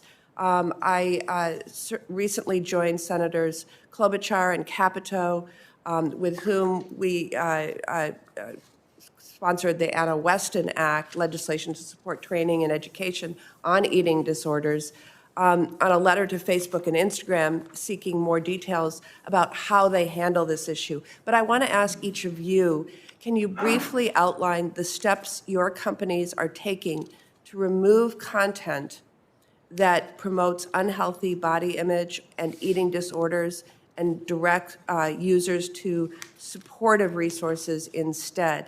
And in particular, how are you focusing on this issue with regard to your younger users? Why don't we start with Mr. Beckerman and TikTok? Thank you, Senator. I myself have two young daughters, and this is something that I care a lot about, and our teams at TikTok care a lot about. One, I want to assure you we do aggressively remove content like you're describing that would be problematic for eating disorders and problem eating. Second, we work with outside groups and direct people that are seeking help. And one thing we've heard is that people that are struggling with eating disorders or other weight loss issues come to TikTok to express themselves in a positive way, so it has been more of a positive source. And lastly, we don't allow ads that target people based on weight loss and that kind of content. Ms. Stout. Thank you, Senator Baldwin. I want to make clear that the content that you describe, content that glorifies eating disorders or self-harm, is a complete violation of our community guidelines. Also, as I described earlier, we don't allow unvetted, unmoderated content from being surfaced up to our users. Discover, which is our media publisher platform, which we partner on with people and publishing companies like the Wall Street Journal or NBC News, all of that content is vetted and moderated ahead of time. And can I But just specifically, yes. Can I interrupt and ask, is that done through AI or humans? No, these are handpicked partners that Snapchat has selected to say, in this closed garden of content, which is Discover, we will allow certain publishers and media companies to provide news, entertainment content, ESPN or CMT or, the Washington Post, in fact. So users can come, look at that content. It's all pre-moderated and curated. So it's not an unlimited source of user-generated content where you could go down a rabbit hole perhaps and access that kind of hurtful, damaging content on body image. But I think you raised a very interesting question. What are the products that you're surfacing? How are we helping users find positive resources? And as a result, we did conduct research about the mental health effects of body image and self-harm, and we created a product called Here For You. This was created in 2020 in the height of the pandemic. When users are in Snapchat and they search anorexia or eating disorder, instead of perhaps being led to content that could be harmful, that content which is against our guidelines, we now surface expert resources that show content that can help that user. Maybe help them, maybe help their friends. So this is a redirection of that kind of search for potentially hurtful and harmful content that then steers the user to resources that may help them or a member of their, circle of friends. Ms. Miller. Senator, we take a comprehensive and really holistic approach on topics like these. We prohibit content that promotes or glorifies things such as eating disorders. It has no place on our platform. But we also realize that users come to share their stories about these experiences or find a community, let alone to find authoritative sources, which is what we raise up on searches like this. In addition, we also roll out programs and initiatives such as the With Me campaign, whereby we are encouraging users to spend their time, particularly during COVID, in pursuing healthy habits. So we look at this in a very holistic way to make sure that YouTube is a platform where people come and they have a healthy experience, and we, again, prohibit the type of content that glorifies or promotes these issues such as eating disorders. And just if I can follow up the same way I did with Ms. Stout, when you remove content, how are you filtering that out? Are you using artificial intelligence, or are you using a team of humans who are, a team of people who are looking at that content and deciding whether to remove it or not? It's a mix, Senator. So it's a mix of when we develop content policies, we rely on experts to inform the development of these policies. And then we have machine learning to help us capture this type of content at scale. You'll see in our quarterly transparency report that more than 90% of content that violates our community guidelines are flagged originally by machines. And then there's a mix of human reviewers. Thank you. I want to thank the Senator Blumenthal and Senator Blackburn for holding this subcommittee hearing. And as the witnesses can see, our colleagues are well-informed and very anxious to get legislative fixes to things that they think are crucial to protecting individuals and protecting people's privacy. So I want to thank them for that. Yesterday, Motherboard Vice had an article that basically the headline was location data from GPS data from apps are given even when people have opted out. So basically, I'm going to enter this for the record unless there's objection, but, quote, the news highlights a stark problem that smartphone users, that they can't actually be sure if some apps are respecting their explicit preferences around data sharing. The data transfer presents an issue for the location data companies themselves. So basically, these companies are reporting information about location even when people have explicitly opted out. And so they're continuing to collect this information. That is what the report of researchers and Motherboard found. So I have a question. Do you believe that location data is sensitive data and should be collected only with consumers' consent? All the witnesses, please. Yes, Senator, we agree. Yes, Senator, agree. Yes, Senator. And for users, they have access to their account under My Activity in My Account and can modify their settings, delete their history, and things of that nature. It's all just one click away. So any federal privacy law should make sure that that's adhered to. I see a nod. Is that? Yes, Senator. Yes, Senator. Yes. Okay, thank you. Do any of you share location data with the company that's in this article? It's Huck, I think, H-U-K. They're a major data. Senator, I've never heard of that company. I'm not aware. Okay. Senator, I'm not aware of the company, but we also don't collect GPS data. Well, you would be affiliated with them in some way. I mean, they're getting this information anyway. So I'm sorry, the last witness, do you know? Senator, I'm also not aware of the Okay, company.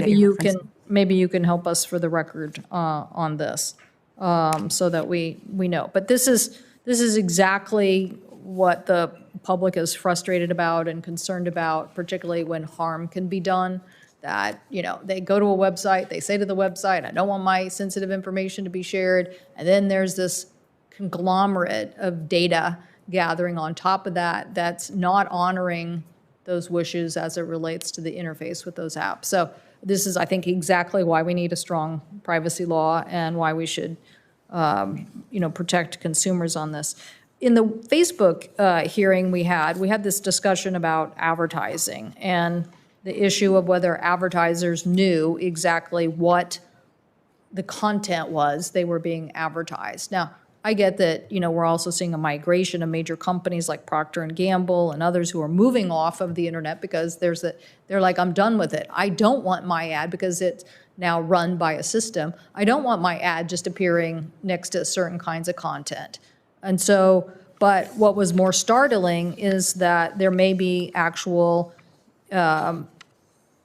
deceptive practices here where people are saying, oh, this content is this, when in reality it is something else. In some of these cases we just discussed with Facebook, objectionable hate speech and content that we don't even think should be online, and yet that's not what the advertisers knew.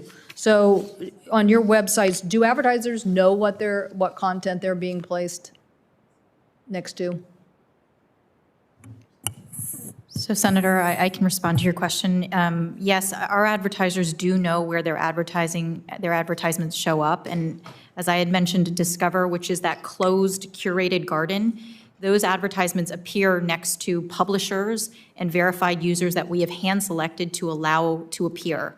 So on a platform like Snapchat, there is no broadcast disinformation or hate speech, and that's why I think Snapchat is in fact a very appealing place for advertisers because they know their advertisements will be placed next to safe content. Mr. Beckerman? Yes, Senator.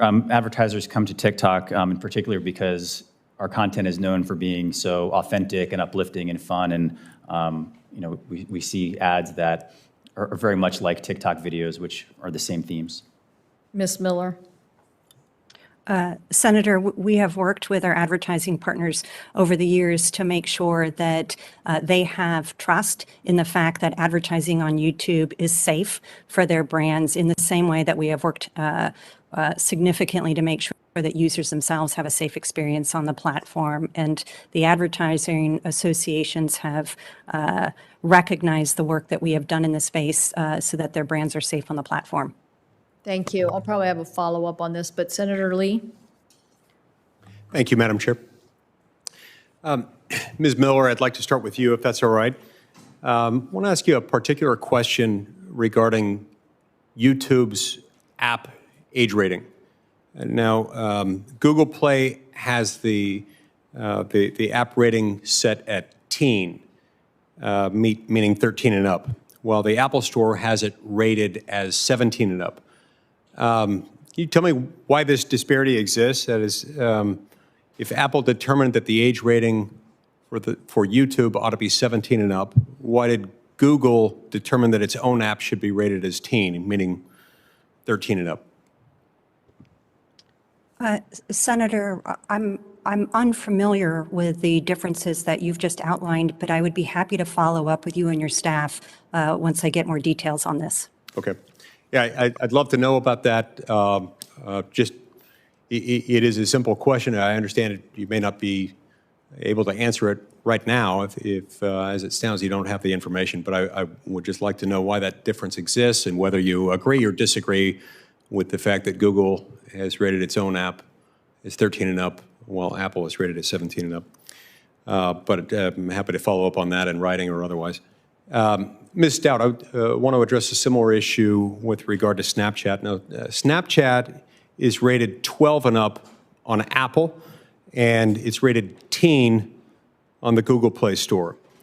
Any idea why there is that disparity there? Senator, that's a very good question, and I for some reason I've heard somewhere the reason why Apple lists at 12 and up. It's an app that's intended for a teen audience. Right. And why is there a disparity between the age rating and the content that's available on that platform? Senator, the content that appears on Snapchat is appropriate for an age group of 13 and above. Yeah, let's talk about that for a minute, because I beg to differ. In anticipation of this discussion and this hearing, I had my staff create a Snapchat account for a 13-year-old, for a 15-year-old child. Now, they didn't select any content preferences for the account. They simply entered a name, a birth year, and an email address. And then when they opened the Discover page on Snapchat, with its default settings, they were immediately bombarded with content that I can most politely describe as wildly inappropriate for a child, including recommendations for, among other things, an invite to play an online sexualized video game that's marketed itself to people who are 18 and up, tips on, quote, why you shouldn't go to bars alone, notices for video games that are rated for ages 17 and up, and articles about porn stars. Now, let me remind you that this inappropriate content that has by default been recommended for a 15-year-old child is something that was sent to them by an app just using the default settings. So I respectfully but very strongly beg to differ on your characterization that the content is in fact suitable for children 13 and up, as you say. Now, according to your own website, the Discover is a list of recommended stories. So how and why does Snapchat choose these inappropriate stories to recommend to children? How does that happen? How would that happen? So, Senator, allow me to explain a little bit about Discover. Discover really is a closed content platform, and yes, indeed, we do select and hand select partners that we work with. And that kind of content is designed to appear on Discover and resonate with an audience that is 13 and above. I am unfamiliar, and I've taken notes about what you have said that your account surfaced. I want to make clear that what content and community guidelines suggest that any online sexual video game should be age-gated to 18 and above. So I am unclear why that content would have shown up in an account that was for a 14-year-old. But these community guidelines and publisher guidelines that are on top of those guidelines are intended to be an age-appropriate experience for a 13-year-old. Right. I understand that. You have these community guidelines that are there, and they note that advertisers and media partners in Discover agree to additional guidelines. What are these additional guidelines? I mean, I can guess only that they permit these age-inappropriate articles to be shared with children. Senator, How would that not be the case? so these additional guidelines on top of community guidelines are things that suggest they may not glorify violence, that any news articles must be accurate and fact-checked, that there is no... Well, I'm sure the articles about the porn stars were accurate and fact-checked. And I'm sure that the tips on why you shouldn't go to bars alone are accurate and fact-checked, but that's not my question. This is about whether it's appropriate for children ages 13 and up, as you've certified. Absolutely. And Senator, I think this is an area where we're constantly evolving. And if there are any instances where these publishers are surfacing content to an age cohort that is inappropriate, then they will be removed from our platform. Okay, so you review them? What kind of oversight do you conduct on this? And what? We use a variety of human review as well as automated review. And so I would very much be interested in talking to you and your staff about what kind of content this was, because if it violates our guidelines, that kind of content would come down. And just, Senator, one last thing. While I would agree with you, tastes vary when it comes to the kind of content that is promoted on Discover. There is no content there that is illegal. There is no content there that is hurtful. I mean, it really is intended to be a closed ecosystem where we have better control over the type of content that surfaces. Now, Madam Chair, I just have one follow-up question. I just realized my... Yes, go ahead, I'll be Senator brief. Lee, and then our colleague, Senator Lujan. Thank you. Been Thank you so patiently much, waiting. Madam Chair. So Snapchat has assured its users that it doesn't collect identifying data on them for advertising. How does Snapchat then decide what content is pushed to the top of their Discover page? So, Senator, if you go into your Snapchat account, you have the ability to select preferences, it's interest categories. And there are several interest categories that a user can select or unselect if they wish. That could be they like, to watch movies, or they enjoy sports, or they are fans of country music. At any point, it is completely transparent, and a user has the ability to go in and select what they like, and that determines the kind of content that is surfaced to them. If there is any content that they don't like, they can uncheck or check, and that really generates the kind of content that a user in Discover would see. Okay, my time's expired. Thank you so much, Madam Chair. I really do think we've got to get to the bottom of this. These app ratings are inappropriate. We all know that there's content on Snapchat and on YouTube, among many other places, that's not appropriate for children ages 12 or 13 and up. Well, I thank you, Senator Lee, and I would say to my line of questioning, and it's not appropriate to tell advertisers that it's not located next to content, and then it is next to content that is inappropriate. Senator Lujan. Thank you very much, Madam Chair. Ms. Stout, in your testimony, you mentioned that all content on Snapchat on the Spotlight page is human reviewed before it can be viewed by more than 25 people. Ms. Stout, yes or no, does human review help Snapchat reduce the spread of potentially harmful content? Yes, Senator, we believe it does. And I appreciate Snapchat's approach to this problem. More platforms should work to stop harmful content from going viral. However, far too often we find companies say one thing to Congress, and then once attention is diverted and the public is distracted, they go around and do the very thing they were warning us against. Can I hold you to that? Will Snapchat continue to keep a human in the loop before content is algorithmically promoted to large audiences? Well, Senator, this is the first time I've testified here before Congress, so please hold me to it. But at Snapchat, we have taken a very human moderation first approach, not just on Spotlight, but across our platform. So yes, indeed, human moderation will continue to play a huge part of how we moderate content on our platform and how we keep our users safe. I'm glad to see the importance of platforms taking responsibility before they amplify content and especially publish it to a mass audience, and it's something that many of us share. It's why I introduced the Protecting Americans from Dangerous Algorithms Act as well. Online platforms must be responsible when they're actively promoting hateful and dangerous content. Ms. Miller, I'm grateful that YouTube is making an effort to be more transparent regarding the number of users that view content in violation of your community guidelines. However, I'm concerned with one trend. Earlier this year, I wrote a letter to YouTube with 25 of my colleagues on the crisis of non-English misinformation on the platform. We need to make sure all communities, no matter the language they use at home, have the same access to good, reliable information.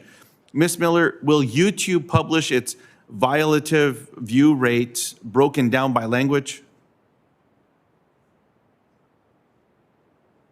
Senator, thank you for your question. And what you're referring to is this latest data point that we shared earlier this year, in which for every 10,000 views on YouTube, 19 to 21 of those views are of content that is violative. And we apply our content policies at a global scale across languages. We do not preference any one language over another, and this includes for the violative view rate. And Ms. Miller, I don't believe that's good enough. When we don't break algorithms down by their performances across different groups of people, we end up making existing gaps, existing biases worse. We've seen this with facial recognition technology that unfairly targeted communities of color, and according to reports, we're seeing this happen right now on YouTube. So I'll ask again, will YouTube publish its violative view rate broken down by language? Senator, I would be happy to follow up with you to talk through these details. As I said, for all of our content policies and the enforcement there within and the transparency we provide, it is global in scope and it is across languages. I definitely look forward to following up and working with you in that space. Mr. Beckerman, before launching TikTok for younger users, did TikTok do any internal research to understand the impact it would have on young children?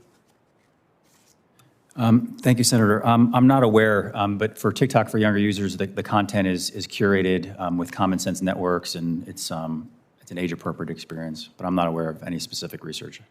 I'd like to follow up on that as well, because products like TikTok can lead to addictive behavior and body image issues in young children, and it's critical that platforms work to understand these problems before they take place. This is a very serious issue, and it's one that's finally getting the attention that it deserves with revelations and whistleblowers that have come forth.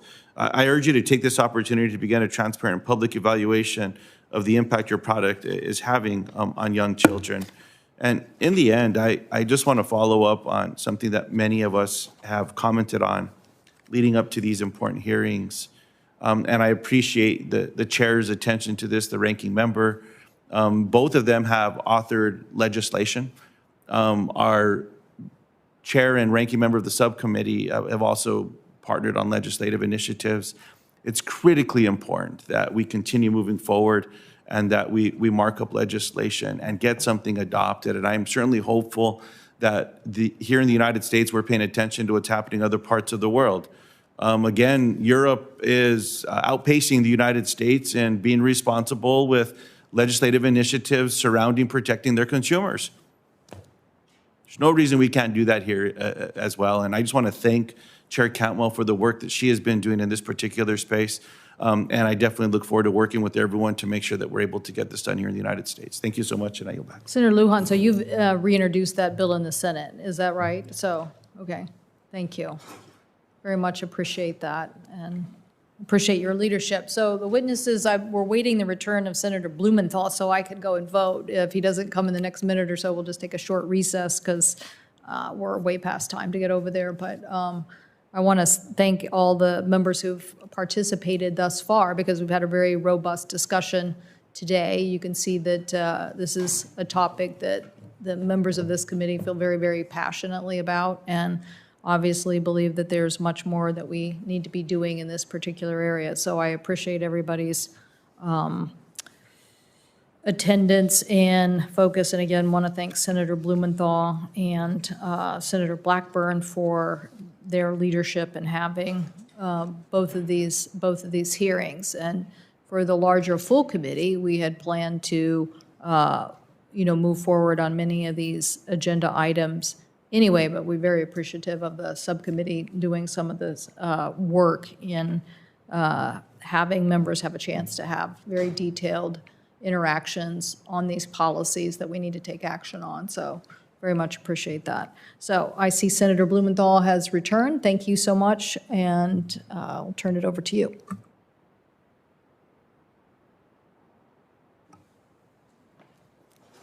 Thank you, Chairman Cantwell, and thanks for your excellent work on this issue. I'd like to ask some additional questions on legislative proposals. One of the suggestions that Senator Klobuchar raised was legal responsibility and liability, which, as you know, is now precluded by Section 230. Let me ask each of you, would you support responsible measures like the Earn It Act, which I have proposed, to impose some legal responsibility and liability, cutting back on the immunity that Section 230 affords? Ms. Stout? Senator, we agree at Snapchat that there should be an update to the intermediary platform liability law, CDA 230. And in fact, the last time this body addressed a reform, which was for the SESTA FOSTA, Snapchat was a company that actively participated in that and helped draft legislation. So we would welcome another opportunity, Senator, to work with you on that. Thank you. Would you support the Earn It Act, which, as you know, Senator Graham and I have proposed, that imposes liability and affords victims the opportunity to take action against platforms that engage in child pornography and related abuses? Of course, Senator, we completely prohibit that kind of activity, that illegal activity, and we actively look for it. And when we find it, we remove it. If you would allow me to get back to you, it's been a while since I've looked at the Earn It Act. I do recall when you and Senator Graham introduced it, but I believe that the spirit of your legislation is something we'd very much support. Well, you had the opportunity before to say whether you supported it. So far, you haven't. Will you commit to supporting it? Senator, again, my memory is failing me a little bit, but I do believe that the provisions in the Earn It Act were many of the provisions that we supported. So I'd be happy to come back with a more specific answer for you. Mr. Beckerman.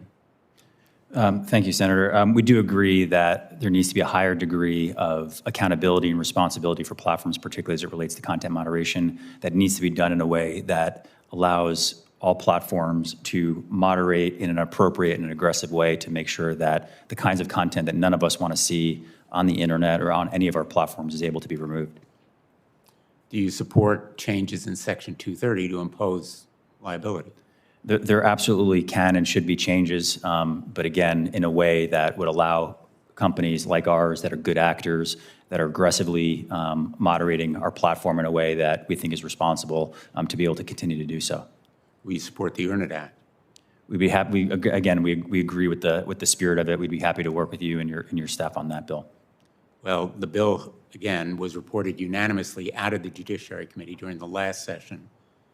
It hasn't changed significantly. Did you support it then? I think the concern would be unintended consequences that would lead to hampering companies' ability to remove and police violative content on platforms. Is that a yes or a no? It's a maybe. Well, so far we have two maybes. Ms. Miller?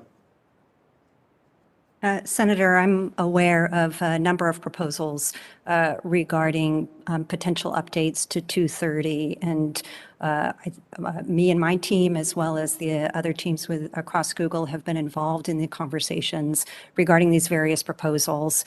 I would just like to say, though, that we see 230 as the backbone of the internet, and it is what allows us to moderate content, to make sure that we are taking down content that leads to potentially eating disorders, for example, what we've been talking about here earlier, or self-harm. So we want to make sure that we continue to have protections in place so we can moderate our platforms so that they are safe and healthy for users.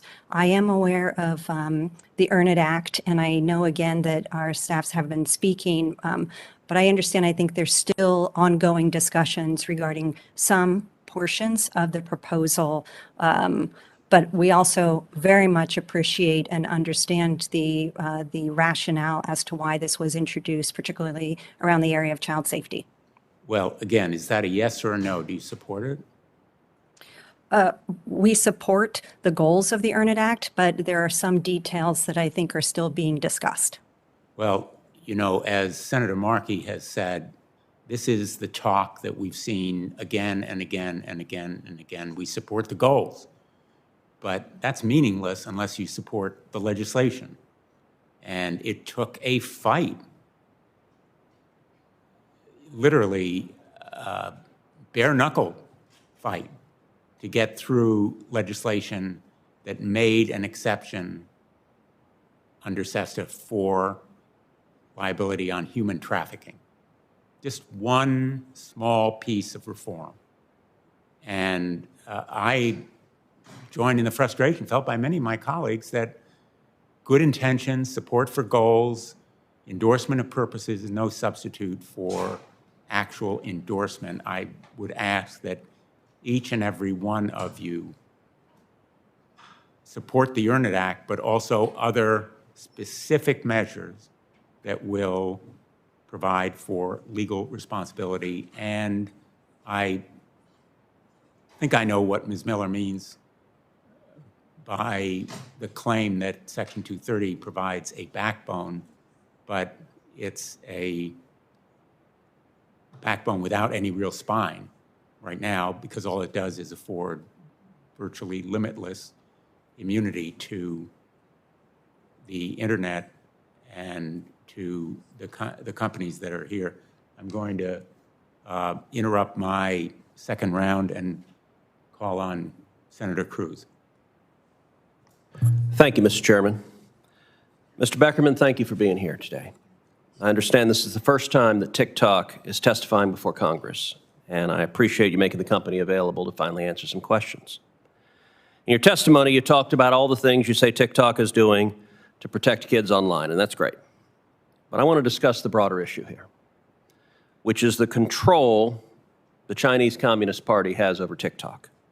Its parent company, ByteDance, and its sister companies like Beijing ByteDance Technology. Now, TikTok has stated repeatedly that it doesn't share the data it collects from Americans with the Chinese Communist Party, and that it wouldn't do so if asked. It has also stated that, with regards to data collected on and from Americans, that data is stored in Virginia with a backup in Singapore. But these denials may in fact be misleading.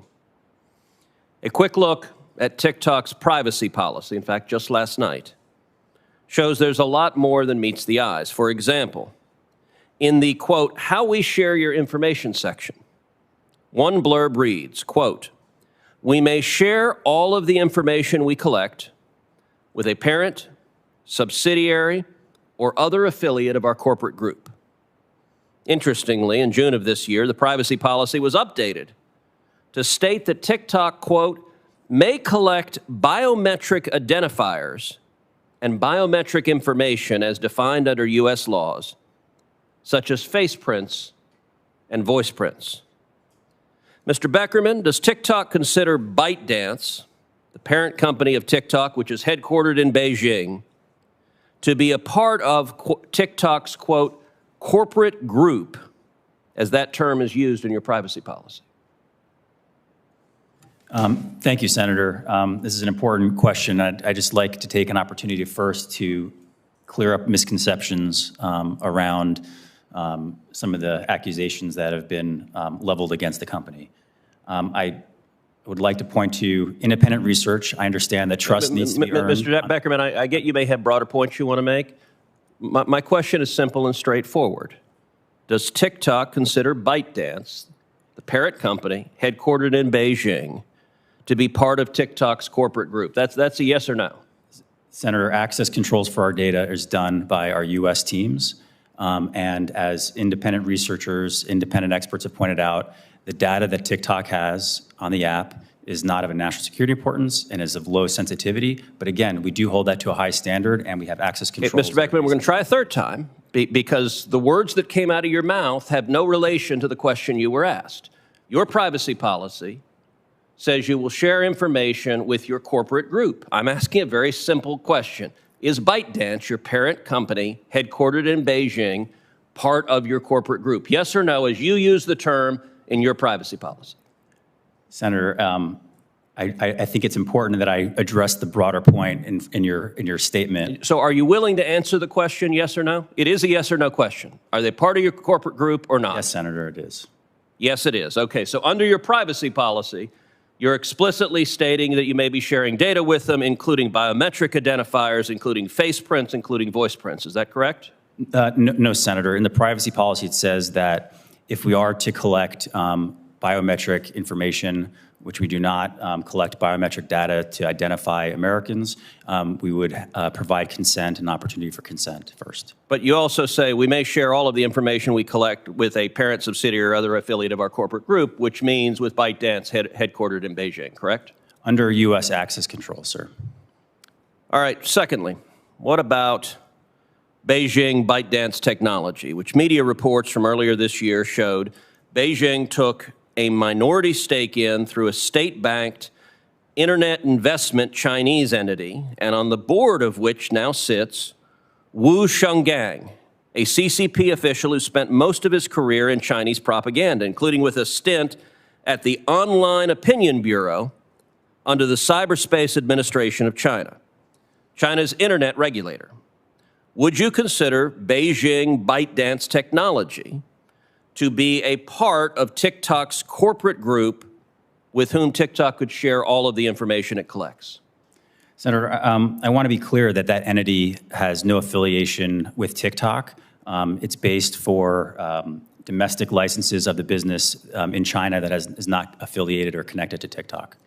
So, are you saying no, or yes or no, as to whether Beijing ByteDance technology is part of your corporate group? As the privacy policy defines it, it says we may share all of the information we collect with a parent, subsidiary, or other affiliate, and presumably that's where it would fall, other affiliate of our corporate group. Is Beijing ByteDance technology a, quote, other affiliate of your corporate group?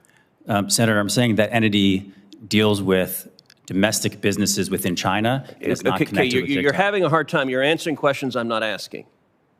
Again, it's a yes, no.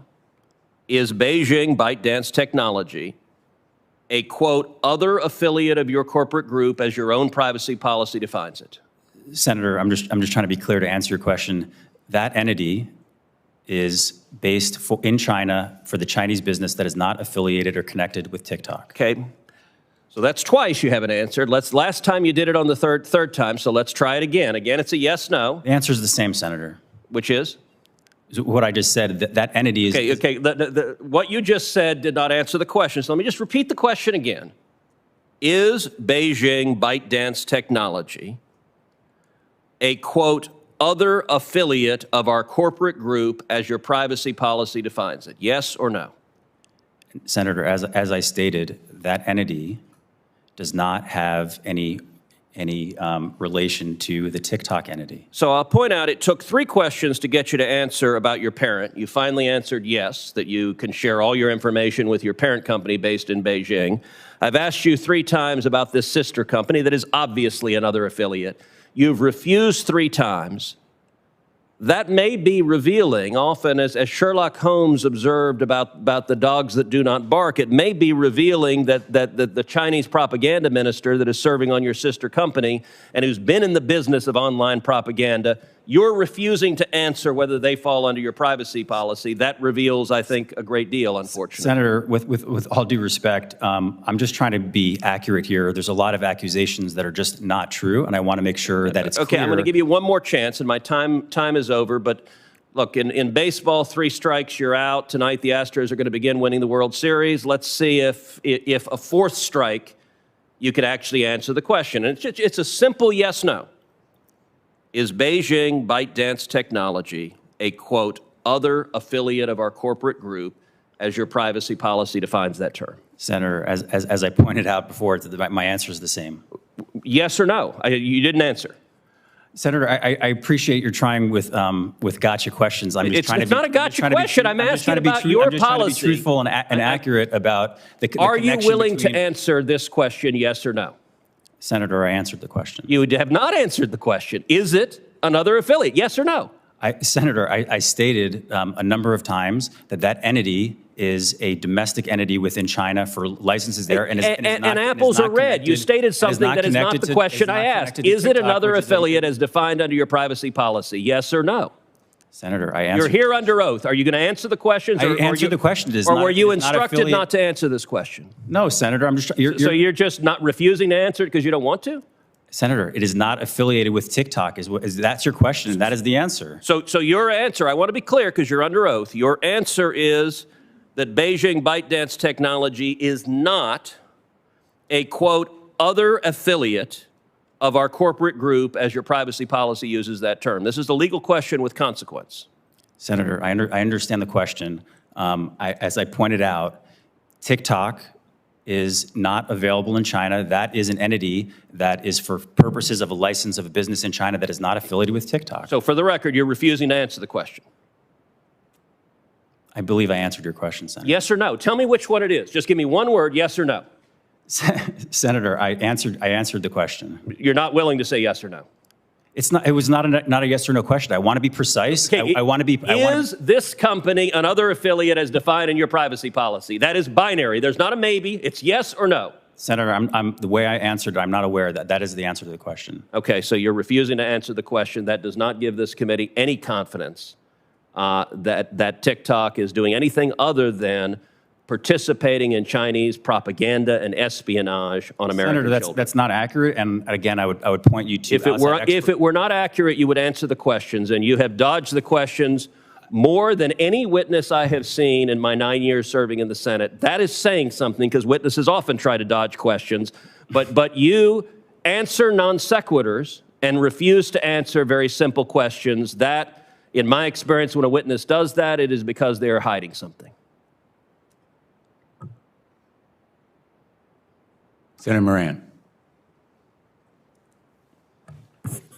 Mr. Chairman, thank you very much. Let me turn to Ms. Stout and ask a question about data privacy. So Senator Blumenthal and many others have been working on a consumer data privacy bill now for the last several years. I have introduced a bill that includes an appropriately scaled right for consumers to correct and to erase data that is collected or processed by covered entities, including social media companies. Ms. Stout, I understand that Snap currently allows users the right to correct or delete their user data. Would you please explain Snap's decision to proactively provide this service? Thank you, Senator, for the question. And I just want to say we applaud the committee and your leadership on this issue, and we fully support a federal comprehensive privacy bill and look forward to continuing to work with you and your staff on that. To address your question, yes, Senator, Snap has been designed with a very privacy-centric focus from the very outset. We don't collect a lot of data. We believe in data minimization, short data retention periods. And to the effect that you made, as you pointed out, we don't store content forever, and we believe in giving users transparency and control, which includes giving them the ability to delete their data if they wish, or the ability to download their data. We have a tool within the app. Users are able to download their data, which gives them essentially portability of any kind of information that they may have agreed to share or post or put on their Snapchat account. And other platforms who may not take the same position that Snap has, tell me what it is that you give up in your ability to earn revenue. What is it that you lose by doing that, if anything? So, Senator, we make trade-offs every day that sometimes disadvantage our bottom line. And there are no rules or regulations that require companies like Snap to have short retention periods. That is why federal privacy legislation is so critical, or why we choose to voluntarily have a data minimization practice.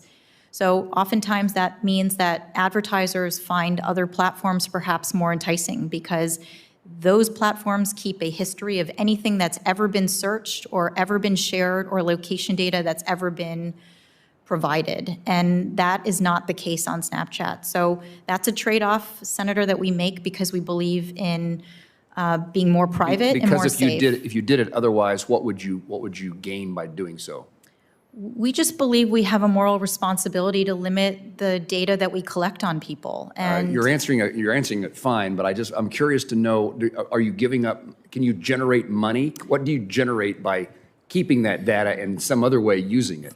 yes, I think we limit ourselves in our ability to optimize for those advertisements and make more money. And we are a company that has not yet turned a profit. We've invested every dollar back into our company, and we're here for the long game. And our real ultimate desire is to make a platform that is safe for our community. Thank you. And Mr. Beckerman, what responsibility do platforms have to prevent harmful social media trends from spreading? And how can TikTok improve its algorithm to better comply to TikTok's own terms of service that prohibit, quote, content that promotes or enables criminal activity?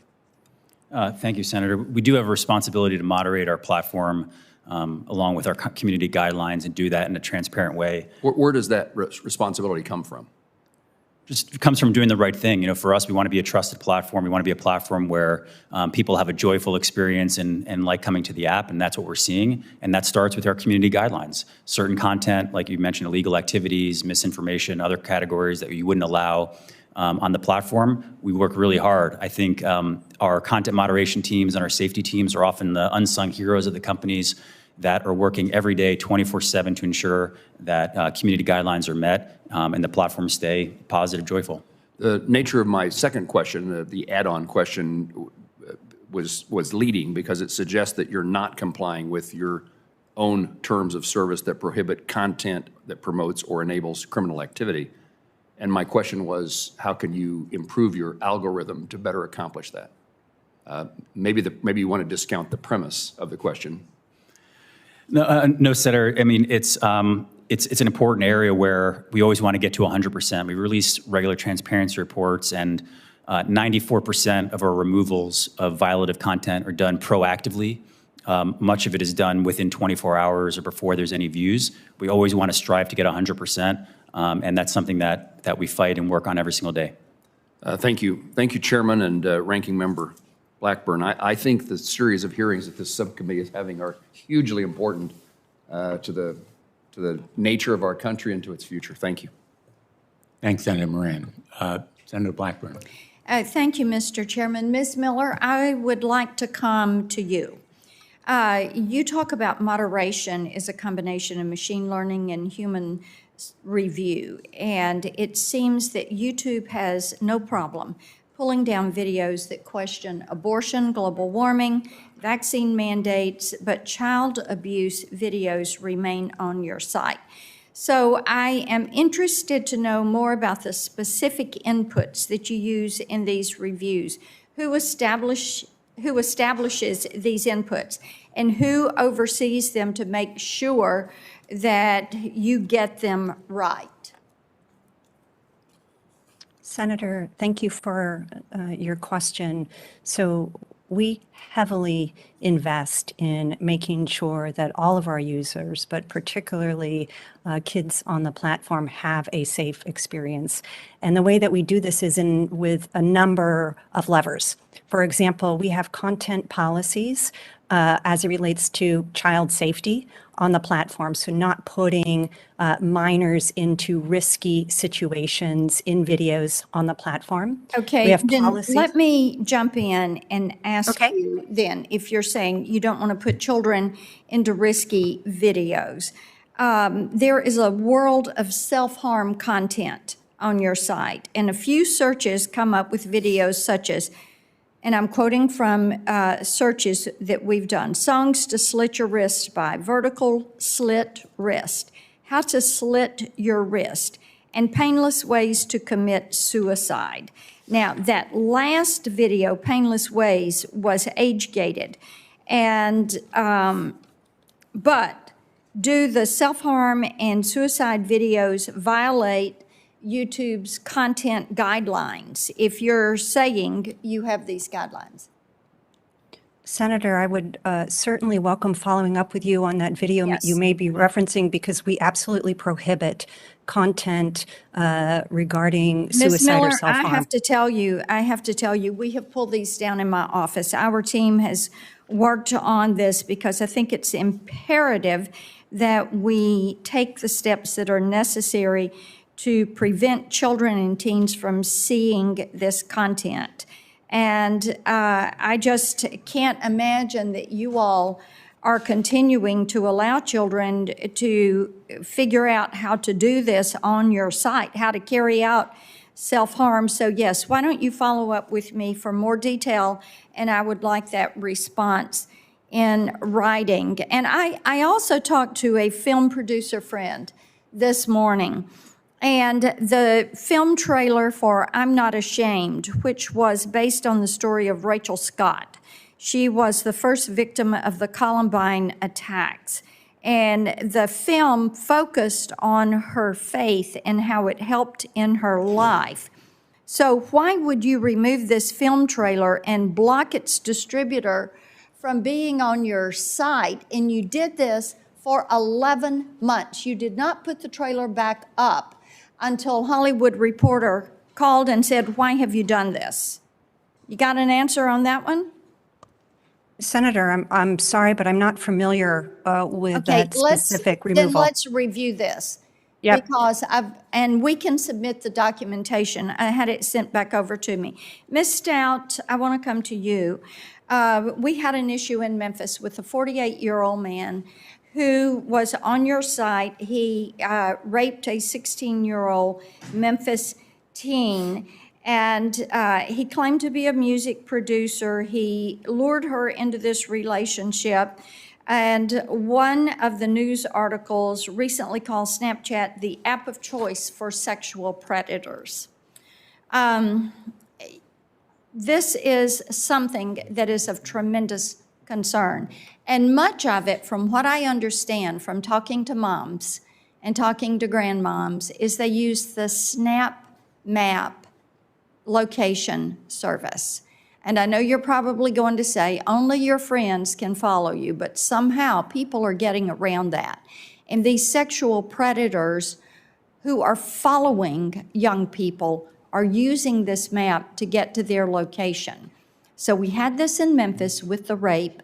We have another child that was in the middle part of the state that the predator followed her, and she tried to commit suicide because she knew her family was going to find out. So are you taking steps? Do you want to give me a written answer as to the steps that you all are taking? How are you going to get a handle on this? This is endangering young women.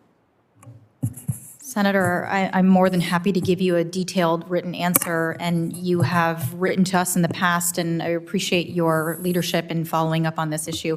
I want to just make crystal clear that the exploitation of minors is absolutely deplorable. It is our highest priority to prevent this type of event from happening on our platform.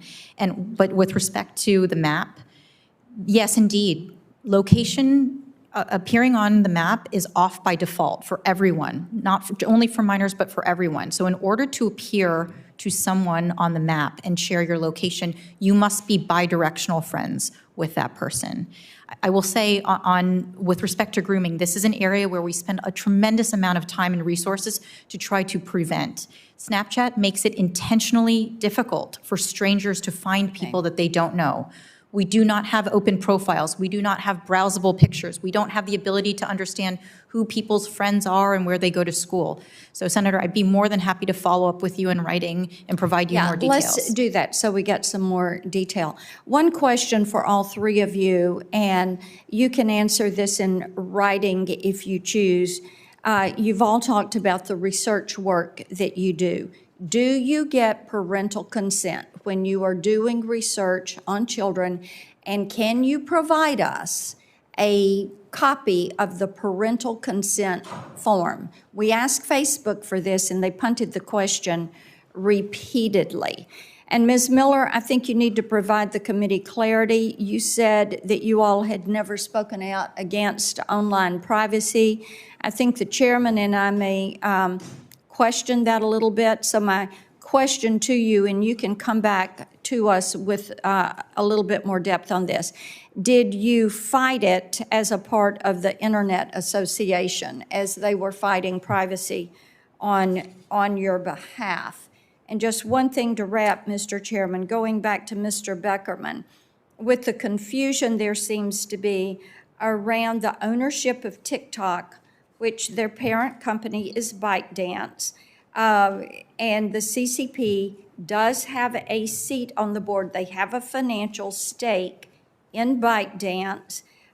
Their doyen is a affiliated entity, and we know there's a relationship with the Chinese Communist Party through all of this. And then I checked, and I know that TikTok user data is stored in the US and Singapore, and until quite recently, Singapore data services were run by Alibaba, which is another Chinese company. So what we need to have from you, Mr. Beckerman, is some clarity on the chain of ownership of the transmission and the sharing processes that are around U.S. consumer data, especially the data and information of our children. And with that, I will yield back. Thank you, Mr. Chairman. Thanks, Senator Blackburn. We're going to go to Senator Sullivan. We're going to finish the first round. Senator Sullivan, Senator Lummis. I'm going to go vote. I should be back by the time that Senator Lummis finishes. And in the meantime, Senator Blackburn will preside. Thank you. Thank you, Mr. Chairman. And Mr. Beckerman, I know there's been a lot of questions, which I certainly have concerns about sharing data with the Chinese Communist Party, given the ownership or at least board influence. Senator Blackburn was just talking about that. I know Senator Cruz raised the issues. I want to raise a related issue. It's what I refer to as kowtow capitalism. Kowtow capitalism. And I think that you guys are exhibit A of kowtow capitalism. What is kowtow capitalism?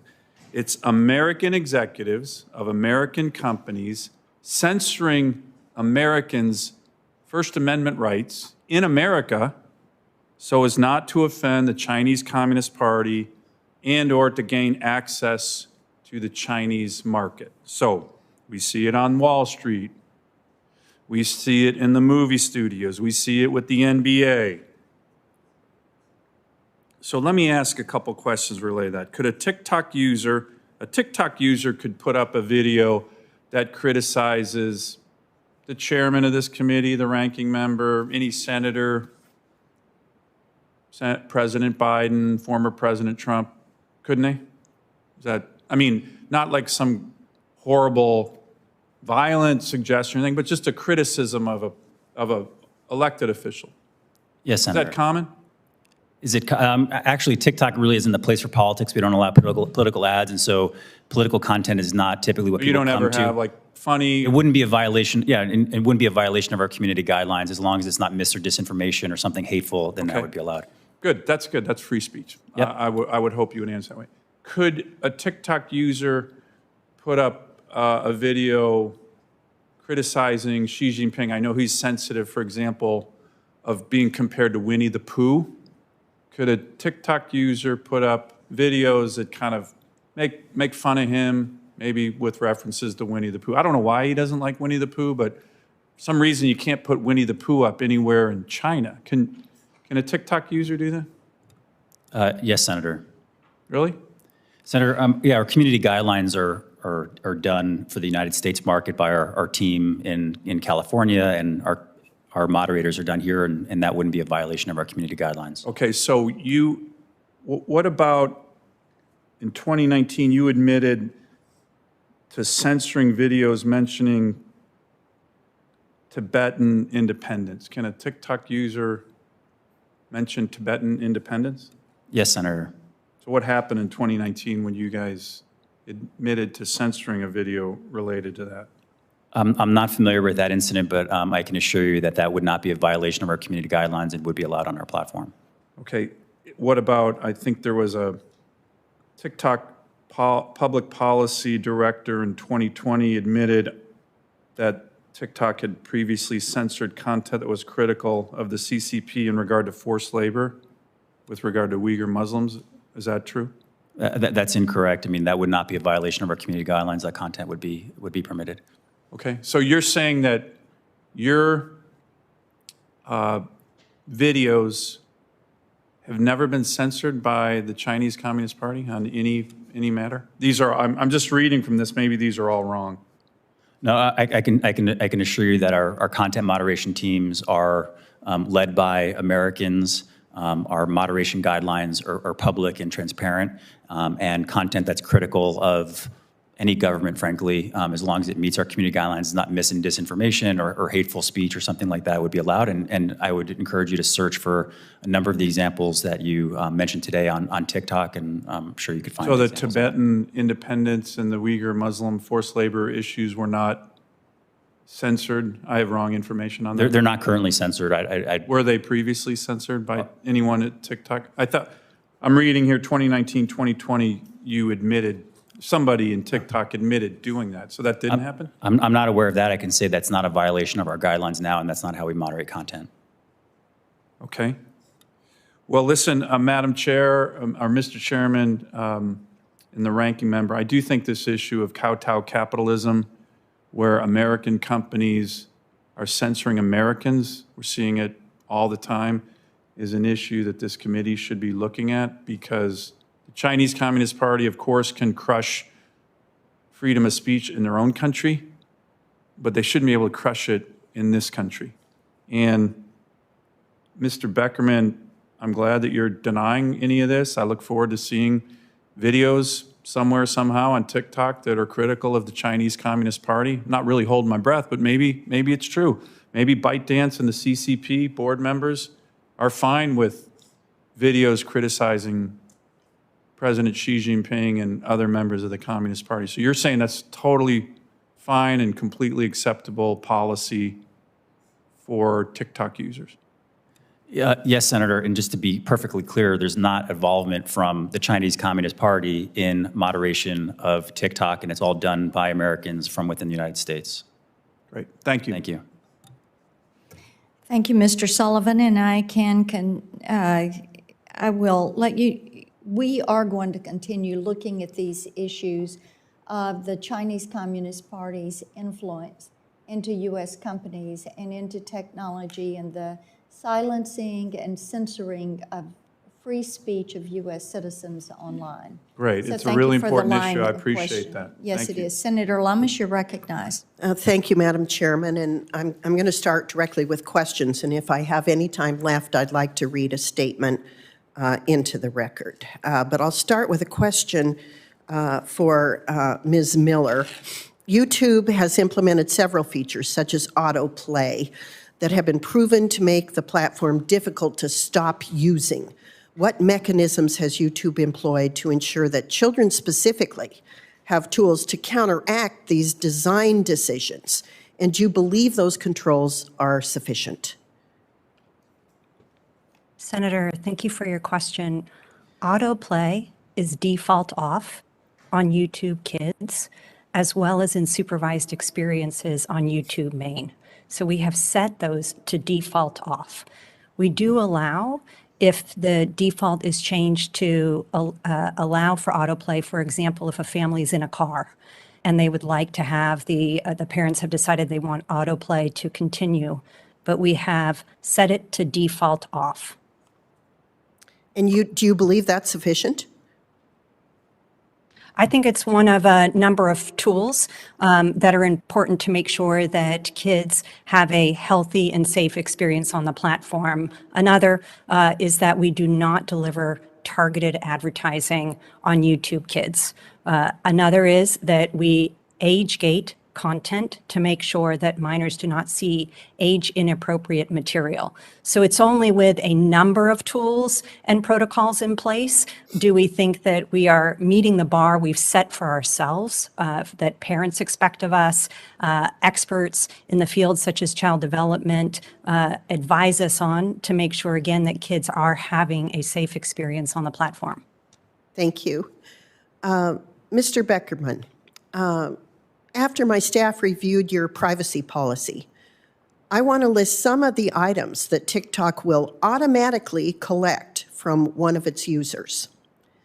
That person's location, the device model of your phone, their browsing history outside and inside of TikTok, content of all messages sent on TikTok, their IP address, their biometric identifying information, and information from their phones, such as keystroke patterns and other apps. Do you believe this sort of mass data collection is necessary to deliver a high-quality experience to your users? Senator, thank you for that question. Some of those items that you listed off are things that we're not currently collecting, and we state in the privacy policy that if we were to, we would notify users and get their consent. And which of those that I named have that condition? Yeah, as it relates to biometric, I didn't write down every single thing. I'd be happy to go through it with you and your team on that. Perfect. We will follow up with you. My question is, regardless of which ones require consent of those I mentioned, why should any member of this committee feel comfortable with the vast amounts of data your company is collecting on our children, especially since TikTok has a relationship to the Chinese Communist Party? Senator, first off, as it relates to data, TikTok actually collects less in many categories than many of our peers. And some of these things, as you mentioned, keystroke, that's not collecting actually what people are typing. That's actually an anti-fraud, anti-spam measure that measures the cadence of typing, because a bot, for example, would behave very differently than a human. And so it's not actually collecting what people are typing. It's an anti-fraud measure. Which of your competitors or other companies that you're aware of collect more information? I probably would point to Facebook and Instagram, for example. Well, I'll ask the same questions of them. Thank you. This for all our witnesses. Are your platforms specifically designed to keep users engaged as long as possible? You want to start, Mr. Beckerman? Senator, we want to make sure that people are having an entertaining experience, like TV or movies. TikTok is meant to be entertaining, but we do think we have a responsibility along with parents to make sure that it's being used in a responsible way. We have take-a-break videos, we have time management tools, and family pairing as another tool where parents can help limit the time that their teenagers are spending on the app. But is the length of engagement a metric that your company uses in order to define success? There's multiple definitions of success, Senator. It's not just based on how much time somebody's spending on the app. But is that one of them? Is length of engagement one of the metrics? I think overall engagement is more important than the amount of time that's being spent. But is it one of the metrics? It's a metric that I think many platforms check on how much time people are spending on the app. Thank you. Ms. Stout, same question. Are your platforms designed to keep users engaged as long as possible? So, Senator, when you open up Snapchat, you don't open up Snapchat to a feed of other people's content designed to keep you consuming more and more content. You open up Snapchat to a blank camera, which is a blank canvas. It's a place where users come to talk to their friends in videos and in pictures. But is it a metric that the company incorporates into your definitions of success? I believe we see success as if the platform is facilitating real live conversations and connections with friends. Snapchat is a place where friends come to talk to each other. But is it a metric? My question is, do you measure success in any way, shape, or form by how long people stay on your site? Is that one of multiple driving measures of success? I think the way I can answer that question is it is one of many metrics. Okay, thanks. Ms. Miller, same question. Are your platforms designed to keep users engaged as long as possible? Senator, our platforms are designed to allow users to search and discover all types of content. It is intended for them to have an enjoyable experience. I get it, but I'm asking, is this one of the metrics by which you define success? Senator, we have a number of digital well-being tools designed But is this one of the metrics? Is it? Is it one of them? I mean, there could be numerous metrics, but is this one of them? Yeah, to the specific question that you're asking, we do look at, for example, if a video was watched through its entirety. That helps us determine whether or not that was a quality video relative to the search that the user had. So we do look at those types of data points to inform us as it relates to the experience that the user has had on the platform. Thank you. Madam Chairman, do I have time to enter an opening statement? Thank you, Madam Chairman. This generation of children will grow up under a level of surveillance well beyond any previous one. And although the recent Wall Street Journal reports focused on the problematic harms of Facebook, we know that the problem is endemic among our youth and bigger than Facebook alone. Children are impressionable. They are easily manipulated by targeting advertising to them, and they are readily influenced by the highly sophisticated algorithms that often serve age-inappropriate content to its youth users. These invisible algorithms continuously nudge our children in different directions, which can impact their development without their knowledge and without their parents' knowledge. These algorithms on these platforms were designed with adults in mind, not children. Only a tiny fraction of children understand the harm that can come from sharing sensitive information, pictures, or opinions that become part of their digital permanent record.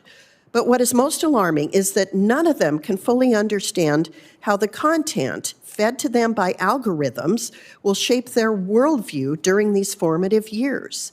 So more must be done to promote responsible social media use. We must educate parents on how to teach their children to avoid the pitfalls of using these platforms. And more importantly, we must hold these platforms accountable for the effects that their design decisions have on our children. Mr. Chairman, thank you for the opportunity to add that opening statement to the record, and thank you for your indulgence. I yield back. Thank you, and thank you for your leadership on these issues and your very insightful questions. We do have to protect kids in our country. You just put your finger on it. So let me ask this, just following up on Senator Lummis and Senator Blumenthal, everyone on the panel here today. These kids are constantly posting content, and their data is being tracked, stored, and monetized. But we know that young users lack the cognitive ability to grasp that their posts are going to live online forever. To each of our witnesses, do you agree that Congress should give children and teens, but more importantly, their parents, their ability, the right to erase their online data? Mr. Beckerman. Yes, Senator. Ms. Stout. Yes, we do, Senator, but I would say that content on Snapchat does not appear permanently. And again, I appreciate that. And to you, Ms. Miller. Yes, Senator, and users have the ability to delete their information as well as having auto-delete tools. So they should have the right to delete it. Do you agree with that, Ms. Miller? Yes, Senator. Okay, great. Today, apps collect troves of information about kids that have nothing to do with the app service. For example, one gaming app that allows children to race cartoon cars with animal drivers has reportedly amassed huge amounts of kids' data unrelated to the app's game, including location and browsing history. Why do apps gobble up as much information as they can about kids? Well, it's to make money. Congress, in my opinion, has to step in and prevent this harmful collection of data. Ms. Miller, do you agree that platforms should stop data collection that has nothing to do with fulfilling the app's service? Senator, we do limit the data that we collect, and this is particularly true, for example, on the YouTube Kids app. We limit the data collection to only rely on what is necessary to make sure that the platform runs. So do you agree that that should become a law, that all platforms have to do the same thing?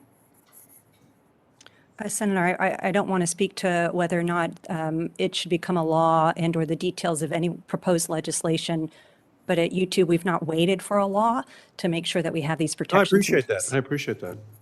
It's time to just make up your mind, you know, yes or no on legislation. We need to move. Mr. Beckerman. Yes, Senator, we do need legislation. I think we're overdue on very strong national privacy laws. Great. Ms. Stout. Yes, Senator, we absolutely collect less data, and it sounds as though collection of data that is irrelevant to the performance of the app does not appear to be within scope. Okay. Today, popular influencers peddle products online while they flaunt their lavish lifestyles to young users.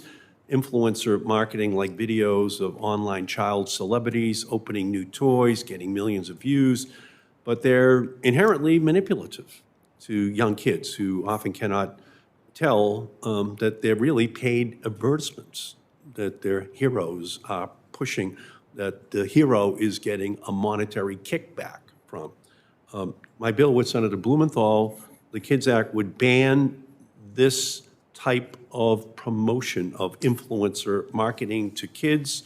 To each of the witnesses, do you agree that Congress should pass legislation to stop apps from pushing influencer marketing to children in our country? Yes or no? Ms. Miller. Senator, again, we've actually moved in this direction, whereby we have a set of quality principles regarding the type of content that's made available on the YouTube Kids app, and in so doing, we make sure that we're not providing content that, for example, would have a significant prevalence of that type of material, and we also limit the types of ads that can be delivered on the app. I apologize, but I don't know the details. Should we make it illegal so that people out there who might be trying to influence children know that there's an enforceable penalty that they would pay? I absolutely think it's worth a discussion. I would need to stare at the details of such a bill. Again, it's been around for a long time. Mr. Beckerman. Yes, Senator, we already limit the kinds of advertisements that can be served to teens, but we do agree that there should be additional transparency and additional privacy laws passed. Ms. Stout. Senator, I would agree that I think for young people, there should be additional protections placed. So yes, we would be happy to look at that. And by the way, we ban it on television because we know that we can't have the hero just holding the product on Saturday morning and just saying, hey, kids, tell your parents to buy this right now. We ban it there. We have to ban it online. So thank you. And finally, push alerts. Studies show that 70% of teenagers report checking social media multiple times a day. Excessive use of social media has been linked to depression, anxiety, and feelings of isolation. The last thing apps should be doing is using methods like push notifications, automated messages that nudge users to open an app to make young users spend even more time online. To each of the witnesses, do you agree that Congress should pass, again, the law that Senator Blumenthal and I are trying to move, which would ban push alerts for children? Ms. Miller. I agree that additional protection should be in place regarding things such as push alerts for children. Okay, thank you. Mr. Beckerman. Yes, Senator, we already limit push notifications. Should we ban push notifications, Mr. Beckerman? I think that'd be appropriate, but we've already done that proactively for some push notifications. Okay, Ms. Stout. Yes, Senator, Snapchat does not utilize push notifications or nudges, as the UK age-appropriate design code pointed out, but we would very much be in agreement with your legislation. Okay, thank you. Thank you, Mr. Chairman. Thanks, Senator Markey. I understand Senator Klobuchar has a few more questions, and while we're waiting for her, I have a few too. So appreciate your patience. Let me begin by acknowledging, and I think you would acknowledge as well, the reason that you made many of the changes that you have is the UK's child safety law, the age-appropriate design code. I think we need a American version of the British child safety law. And I want to ask about some of its provisions. Will you commit to supporting a child safety law that obligates companies to act in the best interests of children? It establishes, in effect, a duty of care that could be legally enforceable. Ms. Stout. Senator, we were very privileged to be able to work with the Information Commissioner's Office in the UK in their design of the age-appropriate design code. We, of course, comply with the code as it's come into force this year. And as I mentioned to Senator Markey, we're looking actively at that code to see how we could apply it outside of just the UK market and apply it to many of our other markets. So with respect to a child safety law that obligates companies to think about the protection and the safety of children, that's something that SNAP has already done without regulation, but of course would be happy to work with the committee. But the point is, and we would love to be in a world where we could rely on voluntary action by platforms like yourselves, but in effect, you've sacrificed that claim to voluntary action or reliance on your voluntary action. Whether it's Facebook or your companies in various ways, I think you have shown that we can't trust big tech to police itself. And so when you say we already do it, well, you may decide to do it, but there's no legal obligation that you do it, and there's no way to hold you accountable under current law. That's what we need to do. That's why I'm asking you about a law. I'm hoping that your answer is a yes, that you would support it as a duty of care that is a matter of law. You're nodding, and I hope that's a yes. Yes, Senator, and that was very much a part of my testimony in my opening statement, which, because the time it takes regulation to be actually implemented, we don't believe that we should have to wait for that regulation. We're going to take the voluntary steps to best protect. Will support it. Yes, Senator. Thank you. Mr. Beckerman. Yes, Senator, we've already voluntarily implemented much of the age-appropriate design code here in the United States. But I do agree with you that companies need to do more. And I was struck by your comments and your opening statement about a race to the top. And that is very much the approach that we're trying to take at TikTok, to do more, go above and beyond, and really be a place where it's seen that we're putting wellness of teens and safety of teens in particular ahead of other motives. So let me see if I can answer the question as I would if I were in your seat. Yes, we strongly and enthusiastically support that kind of child safety law. We're already doing more than we would need to do under the law. Yes, Senator, but, and additionally, I do think as it relates to age verification, it's something that should be included in measures like that and included in updates to COPPA, which are long overdue. Ms. Miller? Senator, I actually respectfully disagree that we only wait until we have legal obligations to put systems, practices, and protocols in place For example, we rolled out YouTube Kids in 2015 to make sure that as kids were trying to be on the main platform, that we created a space that was particularly for them and their safety. We've rolled out a number of I'm the going to interrupt you, protocols. Ms. Miller, because I think you misinterpret me. I'm not suggesting sorry. that you wait.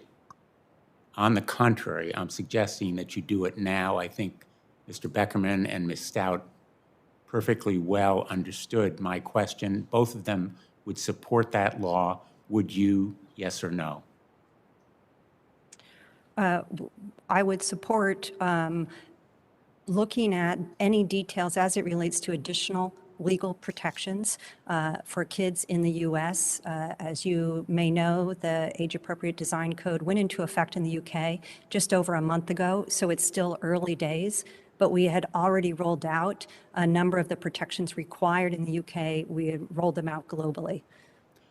Is that a yes or no? Yes, I would be happy to work with you and your staff Would you on support this a U.S. legislation? version. Would you support a version of the UK child safety law? I would need to stare at the details of any specific bill, but I certainly support expansions of child safety protections. I'm going to yield to Senator Klobuchar. I understand she's now ready to ask her question. Thank you. Thank you very much. Thank you for a lot going on here today. Thank you for taking me remotely for the second round. One of the things that I've tried to do in all of these hearings that we've had, including in the Judiciary Antitrust Subcommittee that I chair, is taking the veil off this idea that this is just web, everyone has fun, that's what it is, and it's just a cool thing. Some of that's true, but it's also a huge profit-making venture. And when you look at it that way, as the most successful and biggest companies the world has ever known in the big tech platforms in terms of money, then you have to start looking at it, wait a minute, why haven't we done anything about privacy law? Or why haven't we done anything on Senator Markey's children's law? Why haven't we put in place some rules about transparency on algorithms, or mostly, from my perspective, done anything about competition policy, which is a market approach to get alternatives? So I just start with this question, which I've asked many of the platforms, the larger platforms. Ms. Stout, Snap reported that its advertising revenue per user in North America for the second quarter of 2021 was $7.37. How much of Snap's revenue came from users under the age of 18? Senator, I don't have that information for you, but I'd be happy to take that back. Okay, Provide you very a good. response. I appreciate that. Yeah, I've been trying to get that from Facebook. Of course, just to give you a sense, Facebook's revenue per user from their own documents is $51 per user for the U.S. Per quarter, just to put it in some perspective. Mr. Beckerman, TikTok is a privately held company, so we don't have public documents on your advertising revenue per user. What is your best estimate of advertising revenue per U.S. user for the last quarter? Senator, I don't have those numbers, but I'd be happy to go back and check in with the team. Do you think you can provide us that?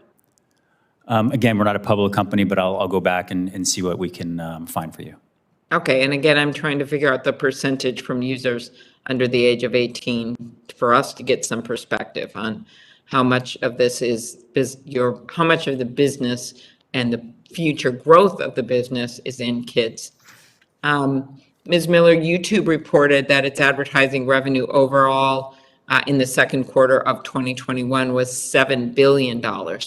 How much of YouTube's revenue came from users under the age of 18? Senator, I don't know the answer to that, and I'm not sure if we look at data internally that way. So I would also be happy to follow up with you.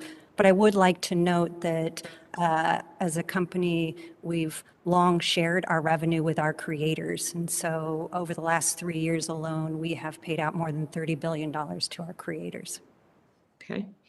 My work with the antitrust subcommittee takes me in related paths, and I recently introduced the bipartisan legislation, the American Innovation and Choice Online Act, which with Senator Grassley, and there's several people, including Senator Blumenthal, who are co-sponsors of that legislation. And it's focused on a gnarly problem, which is that you have platforms that are self-preferencing their own stuff at the top. They are taking, in some cases, data that they uniquely have on other products and then making knockoff products and then underpricing the competitors. Ms. Miller, Roku says YouTube has made unfair demands in negotiations for carrying the YouTube TV app on Roku, including demanding Roku give preference to YouTube over other content providers in its search results, which is exactly what this legislation gets to, and give YouTube access to non-public data from Roku's users. Did YouTube make these demands for non-public data and preferencing in search results in negotiations with Roku? Senator, I am not involved in the negotiations with Roku. I know we've been having discussions with them for several months, and we're trying to come to a resolution that's good for users as well as both companies, but I'm not involved in the negotiations. Okay, I'll put this on the record for others in the company, because also I'd like to know more generally if YouTube has ever demanded non-public data or preferencing in search results in negotiations with other providers. It just gives you a sense of a dominant platform by far in the area of search, being able to use that power over people who are simply trying to be on that platform. So I think that gets really to the core of what we're trying to do. I also just had a follow-up on your YouTube banning all vaccine misinformation, which I commended you for at the time. How much content have you removed related to this policy change since you banned all anti-vaccine misinformation? And have you seen a change in the viewership rate? Senator, I feel bad. I think this is a question I would absolutely love to answer with as detailed but I know that we've removed so much video as it relates to COVID misinfo. We'll put it in writing and we'll get the answer that way. Thank you. My last question, Ms. Stout, Mr. Beckerman, I just mentioned this bill that Senator Grassley and I have introduced with 10 other co-sponsors aimed at ensuring that dominant digital platforms don't use their market power to thwart competition. Do you support some of the competition reforms in the bill, and have you faced any challenges when it comes to competing with the largest digital platforms? So that'll be my last question. Senator, we're aware of the bill that you introduced with Senator Grassley, and as a non-dominant platform, very much appreciate your legislation and the work that you're doing in this space. And yes, as a smaller platform, it is an incredibly competitive arena for us. We compete every day with companies that collect more information on users and store that information to monetize. So any efforts that this body, and especially the legislation that you've undertaken to create an equal playing field so that it is indeed a competitive atmosphere for platforms like Snapchat, we would very much welcome. Okay, thanks. Mr. Beckerman? Yeah, likewise, we appreciate your efforts and the work that you've done to promote and spur competition. That's something that I think we all benefit from. As it relates to specific challenges that we faced, I'd be happy to meet with you and your team to discuss in detail some of those issues. Thank you very much. Thank you, everybody. Senator, I found the answer, if you don't mind. Okay. So on COVID misinfo, we've removed over 1 million videos since we started rolling out COVID misinfo, and over 130,000 videos as it relates to COVID vaccine misinfo. So it's an area we've put a lot of resources behind to make sure our platform isn't promoting or allowing this type of content. Thank you. Okay, thank you. Thanks, everybody. Thanks, Senator Blumenthal and Blackburn. Thank you, Senator Klobuchar. I seem to be the last person standing or sitting between you and the end, but I do have some questions. Ms. Stout and Mr. Beckerman, over 10 million teens use your app. These are extremely impressionable young people, and they are a highly lucrative market. And you make tens, probably hundreds of millions from them. There's a term, I'm sure you've heard it, called Snapchat dysmorphia to describe the depression, mental health, and other issues associated with your apps. Snapchat dysmorphia. Kids use the filters that are offered and create destructive, harmful expectations. The filter does. And you study the impact of these filters on teen mental health, I assume. Do you study the impact of these filters before you put them in front of kids?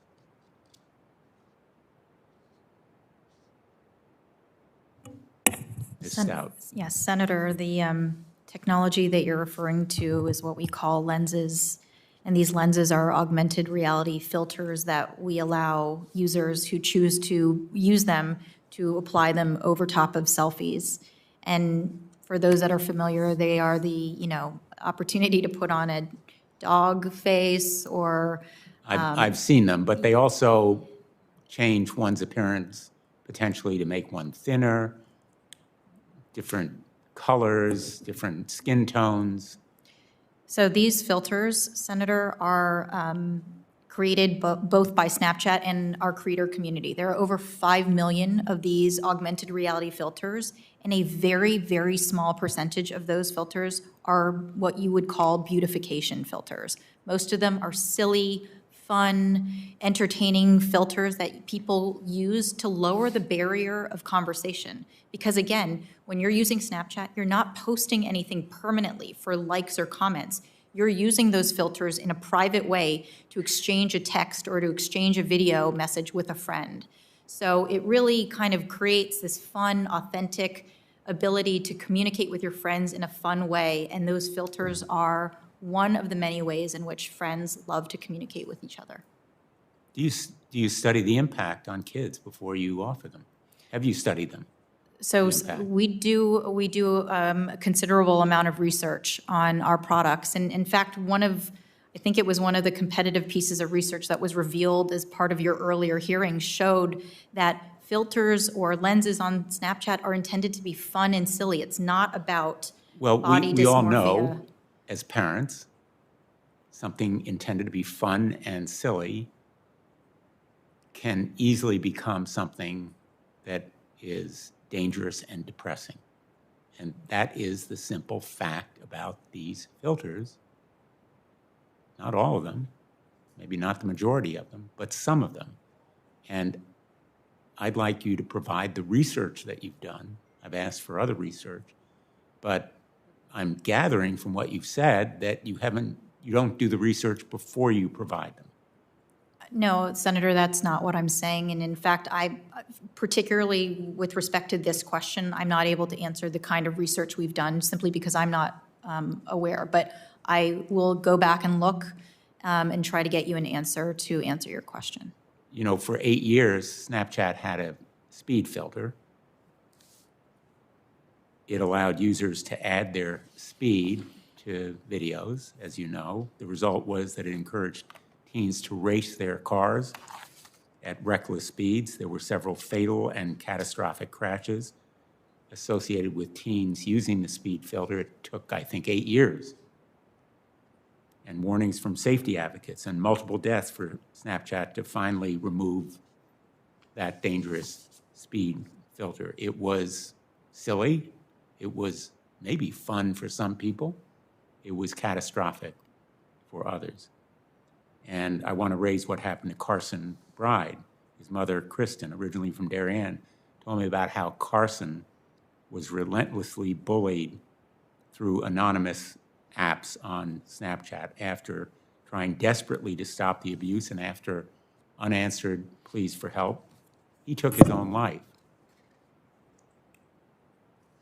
Silly, fun. How can parents protect kids from the relentless bullying that follows kids home from school? As Ms. Haugen said so movingly, no longer stops at the schoolhouse door, now 24/7, comes into their homes just before they go to sleep. What are you doing to stop bullying on Snapchat? Senator, this is a incredibly moving issue for me as a parent as well. Bullying is unfortunately something we're seeing more and more happening to our kids. And indeed, this is not just on the online community. They face it at school, they bring it at home. We have zero tolerance on Snapchat for bullying or harassment of any kind. And as a platform that reaches so many young people, we see this as a responsibility to get in front of this issue and do everything we can to stop it. So again, because Snapchat is designed differently, you don't have the multiple abuse vectors for bullying in a public sort of way on Snapchat. You don't have public permanent posts where people can like or comment, thereby introducing additional opportunities for public bullying or public shaming. That's not to say that bullying doesn't happen both online and offline. And so we have in-app reporting tools where users can anonymously and quickly report bullying or any other harmful activity. And I will say our trust and safety teams that work around the clock actually move to remove this content on average in less than 2 hours. Usually it's far more quickly than that. But I want to assure you, Senator, and thank you for raising the bullying issue. In addition to prevention, in addition to combating this practice, we do a lot to prevent it. And we think that there ought to be more opportunities to raise awareness on the effects of bullying and the effects that people's words have on other people, and we will continue to make that commitment. Mr. Beckerman, we've heard from TikTok that it's a safe environment. At the same time, we see challenges, the blackout challenge, just to take one example, where in effect, teens and children have actually died emulating and recording themselves following blackout and choking challenges, including a 9-year-old in Tennessee who saw one on TikTok. Despite apparent efforts to discourage certain dangerous trends, this content is still being posted and viewed widely by kids online and followed and emulated, whether it is destruction of school property or other kinds of challenges. A mother who lost her child in the choking challenge shared questions with me, and they're questions that deserve answers from you and from others who are here today. And I'm just going to ask her a question. How can parents be confident that TikTok, Snapchat, and YouTube will not continue to host and push dangerous and deadly challenges to our kids? Thank you, Senator. As it relates to this specific challenge, and particularly things that can be dangerous or deadly for teens, it's sad and tragic. I mean, I remember myself when I was in grade school, had a classmate that we lost from something very similar. And so I know it's something that touches many of our lives, and it's awful. As it relates to TikTok, this is not content that we've been able to find on our platform. It's not content that we would allow on our platform. Independent fact checkers have looked, but it's important that we all remain vigilant to ensure that things that are dangerous or even deadly, particularly for teenagers, don't find their way on platforms.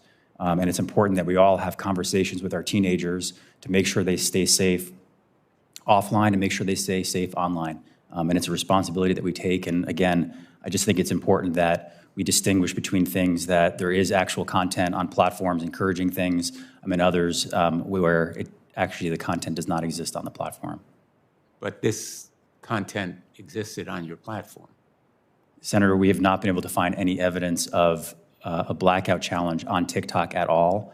And again, it would violate our guidelines, but it's something that we proactively search both with AI and human moderators, but we have found absolutely no evidence of it.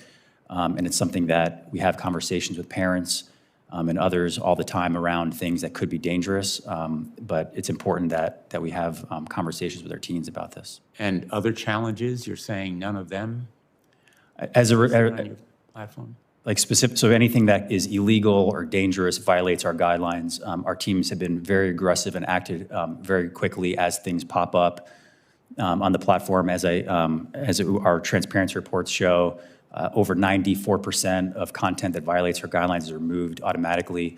But dangerous challenges have no place on TikTok.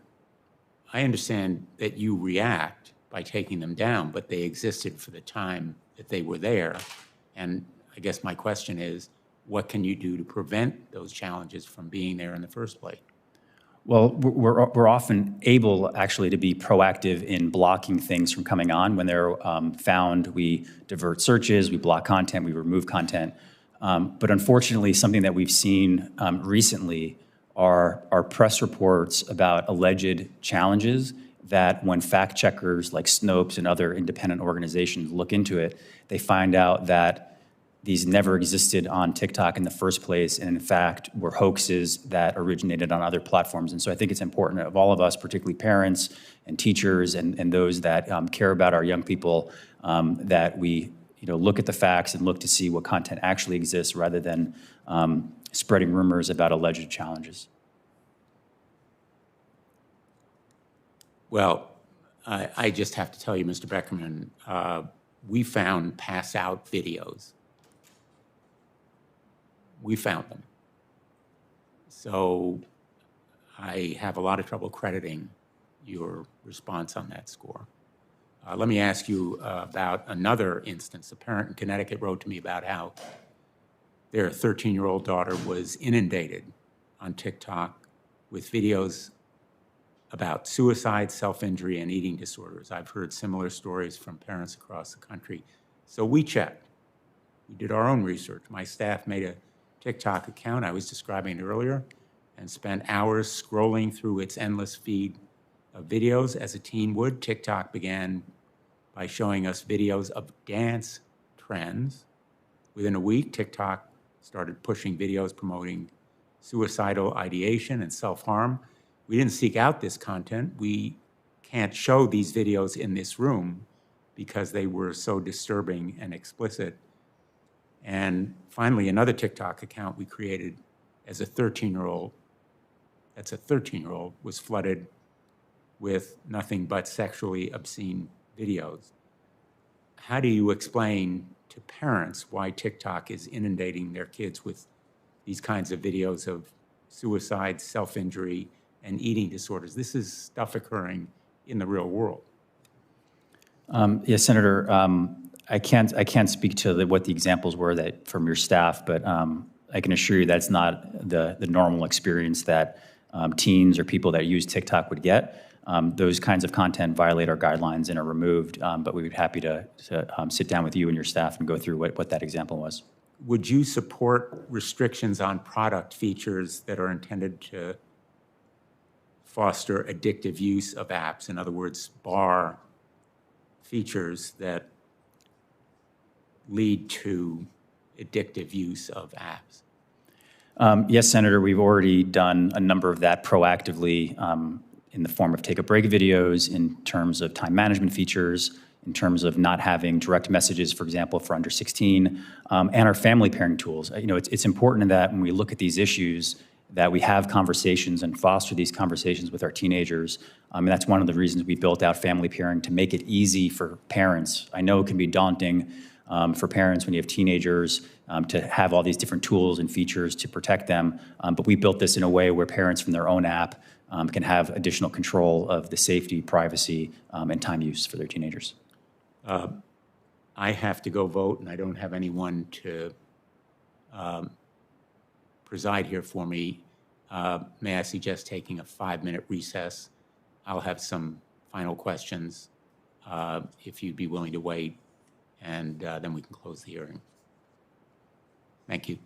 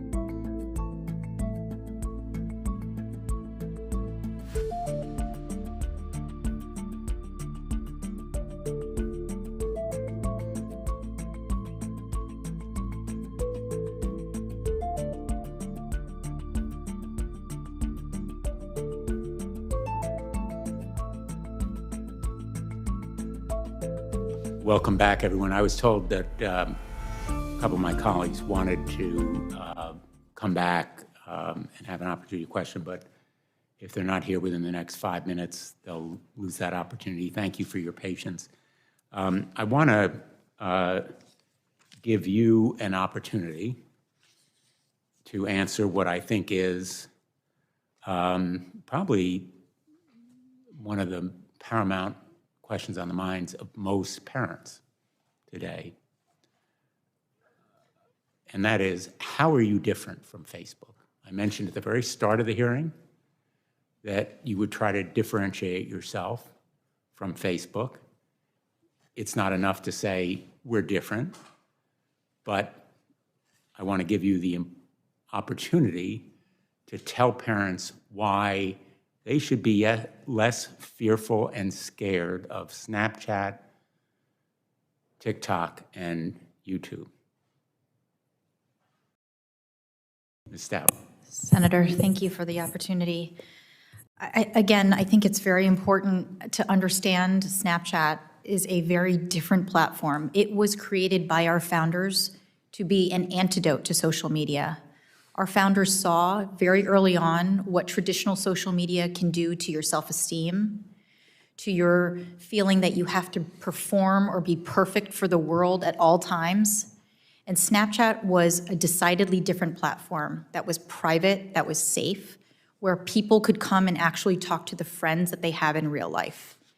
You weren't being judged on your perfect posts.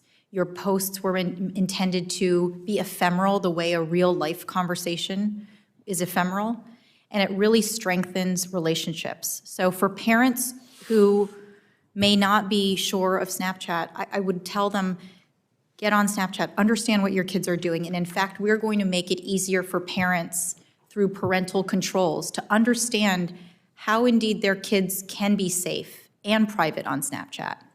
These parental controls, which we'll be rolling out very soon, will help parents understand who their kids are talking to the most, what their children's privacy or location settings may be, and start a conversation with their parents, because this is a partnership. Parents and children ought to come together and talk about how to stay safe. Let me interrupt by saying, everything you've said is fine, but it is aspirational, or it will appear so to some parents. In other words, just like Facebook says, oh, we bring communities together. Nothing to see here that's bad. I understand your goals, and for a lot of people it may be so, but I'm giving you the opportunity to tell us how you protect kids in a way that Facebook doesn't. Yes, so it is not only aspirational, but it's something that we live and we practice every day. So in order to be friends with people on Snapchat, you have to be bi-directional friends. So there's no following, there's no not being invited into the conversations. These are two-way mutual friendships where people are able to speak to one another. Senator, an average 14-year-old on Snapchat only has 30 friends, and we don't try to push them to create more friends or make more connections with strangers. We want Snapchatters to be connected to the people they're connected to in real life.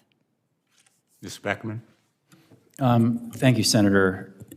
So let me answer that in three ways. First, we put people first, and particularly as it relates to teens, we put their well-being first. As I outlined, and there's just so many examples of things that we've done, we've made difficult policy and difficult product choices that put the well-being of teens first. And so that's everything from, we don't allow direct messages for under 16. Under 16, their accounts are private. The way we've built out family controls. And so with our actions, look, trust, everybody can say trust us, but unless you're doing actions and putting those actions in place as we already have and we're constantly improving, we're not talking today about things that aspirationally we want to do. We're talking about things that we already have done and are continuing to build on. So that's one. Two, the approach of the company. Being open and humble is really part of our company culture, and that means that we're open to getting feedback from outside experts and policymakers and parents about ways we can improve, and we're humble to say we're not always going to get it right, and we want to take that feedback and implement it in a way that really can earn trust, particularly as it relates to protecting teenagers.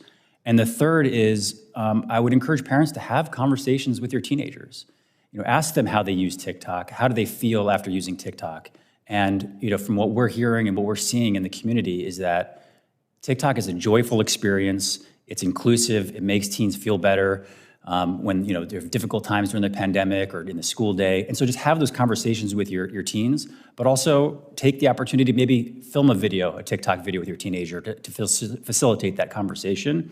And recognize that TikTok is not a passive experience. It's not just about watching videos. It's about the creativity and making and doing fun videos on the app. And that's something that we have seen parents come together with their teenagers on that. And so I think those three would answer your question, Senator.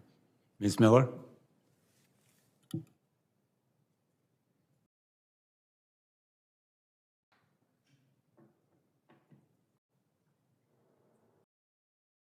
Prioritize profits over I think safety. we are, maybe you can start again. I think we missed the beginning of what you said. Oh, can you hear me now? Yep. Okay, sorry, Senator. Thank you for asking this question. For YouTube, our mission is to give everyone a voice and show them the world. And as such, when users come to YouTube, they experience search and discovery of finding all types of content. But as a company, we do not prioritize profits over safety. We invest heavily in making sure that our platforms are safe for our users, and we do not wait to act. We put systems and practices and protocols in place that over time we have relied on when we need to adapt to the world around us. For example, we rolled out YouTube Kids in 2015 when we realized that those under 13 were trying to get on the YouTube main platform.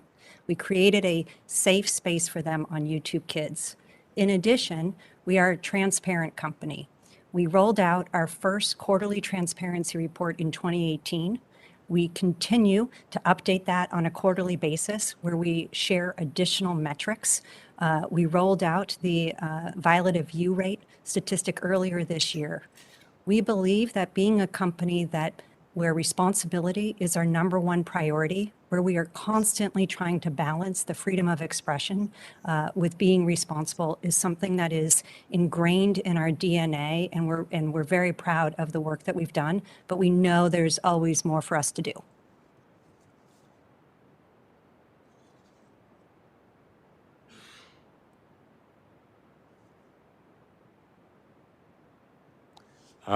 I'm going to leave to the parents of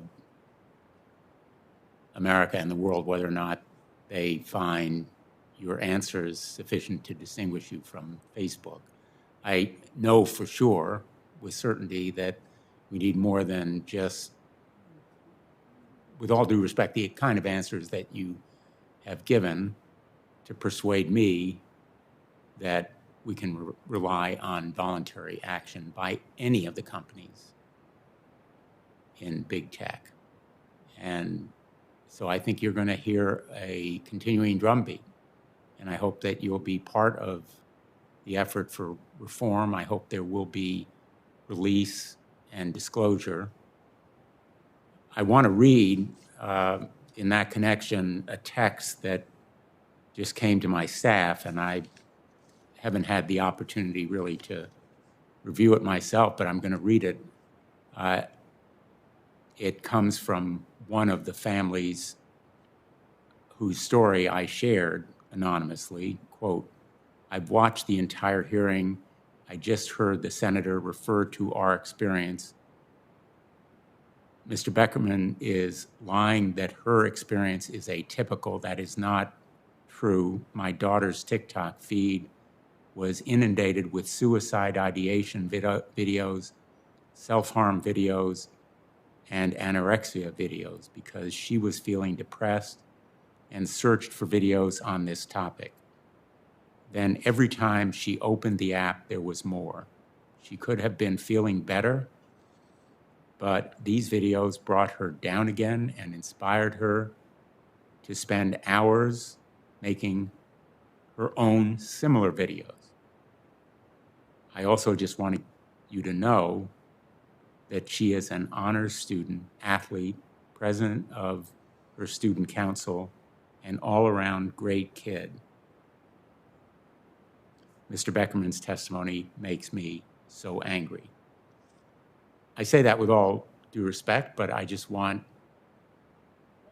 folks watching to know that we're not taking at face value what you've told us. And I certainly want to give you an opportunity to respond, but you and big tech should know these messages are the real life experiences that people are relating to us. As we go to town meetings, as we talk to them on the phone or by email, that's what we're hearing. That's why you're here. And I think there are a lot of questions still to be answered here and a lot of contentions to be disputed and a lot of work to be done in real action, real reform, and I hope Congress will do it. So I would give every one of you an opportunity to make a closing statement if you wish or not, and then we'll conclude the hearing. Ms. Stout?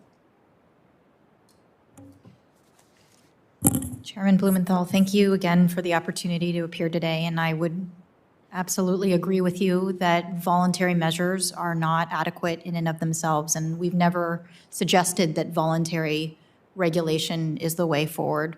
We want to partner with this committee and with Congress on what those regulations should look like. And we, as I wrote in my testimony, believe that Congress's role in pushing forward regulation in this space is absolutely necessary. So thank you for the opportunity to talk to you today about how Snapchat has been prioritizing and will continue to prioritize the safety and well-being of young people on our platform. We do see this as our highest priority order, and we will continue to press forward. Thank you. Mr. Beckerman. Thank you, Senator. This is one of the most important topics for all of us, particularly as parents, as tech companies, and as Congress to address. We all have a responsibility to protect our teenagers. None of us can do it alone. It can't just be on the parents. It can't just be on us, and it certainly can't just be on Congress. But we have to come together and solve issues that exist both on and offline for our teenagers. It's a responsibility that we at TikTok take very seriously and have taken tangible actions and steps to do, and will continue to do so. And as we focus today on legislation, we support stronger privacy rules to be put in place. We've done many of that proactively on our own. We support Congress acting on age-appropriate design, age-appropriate content. It's things that we've done proactively. We'd like to see Congress act on that as well. Thank you. Thank you. Ms. Miller? Senator, thank you very much for inviting me to participate in today's hearing. I'll just close by saying what I said at the top in my opening statement, which is that there is no more important issue than the safety of kids online. And I am personally committed, our executives are committed to working with you and other stakeholders to make sure that the experience that kids have online is one that is healthy and enjoyable. I very much appreciate the concerns that you and your colleagues have shared with us. We will continue to work to improve and earn the trust of parents and kids and all the other stakeholders working together in this important space. Thank you very much. Well, I thank each of you for being here today. I hope you have grasped the sense of urgency and impatience that many of us feel. The time for platitudes and bromides is over. We've seen the lobbyists at work. We've seen the millions of dollars arrayed against us, and I think we're determined this time to overcome them. And I hope that we'll look back on this hearing as a turning point, along with others that we're going to continue to hold in this subcommittee. So I thank you for being here today, and this hearing is adjourned.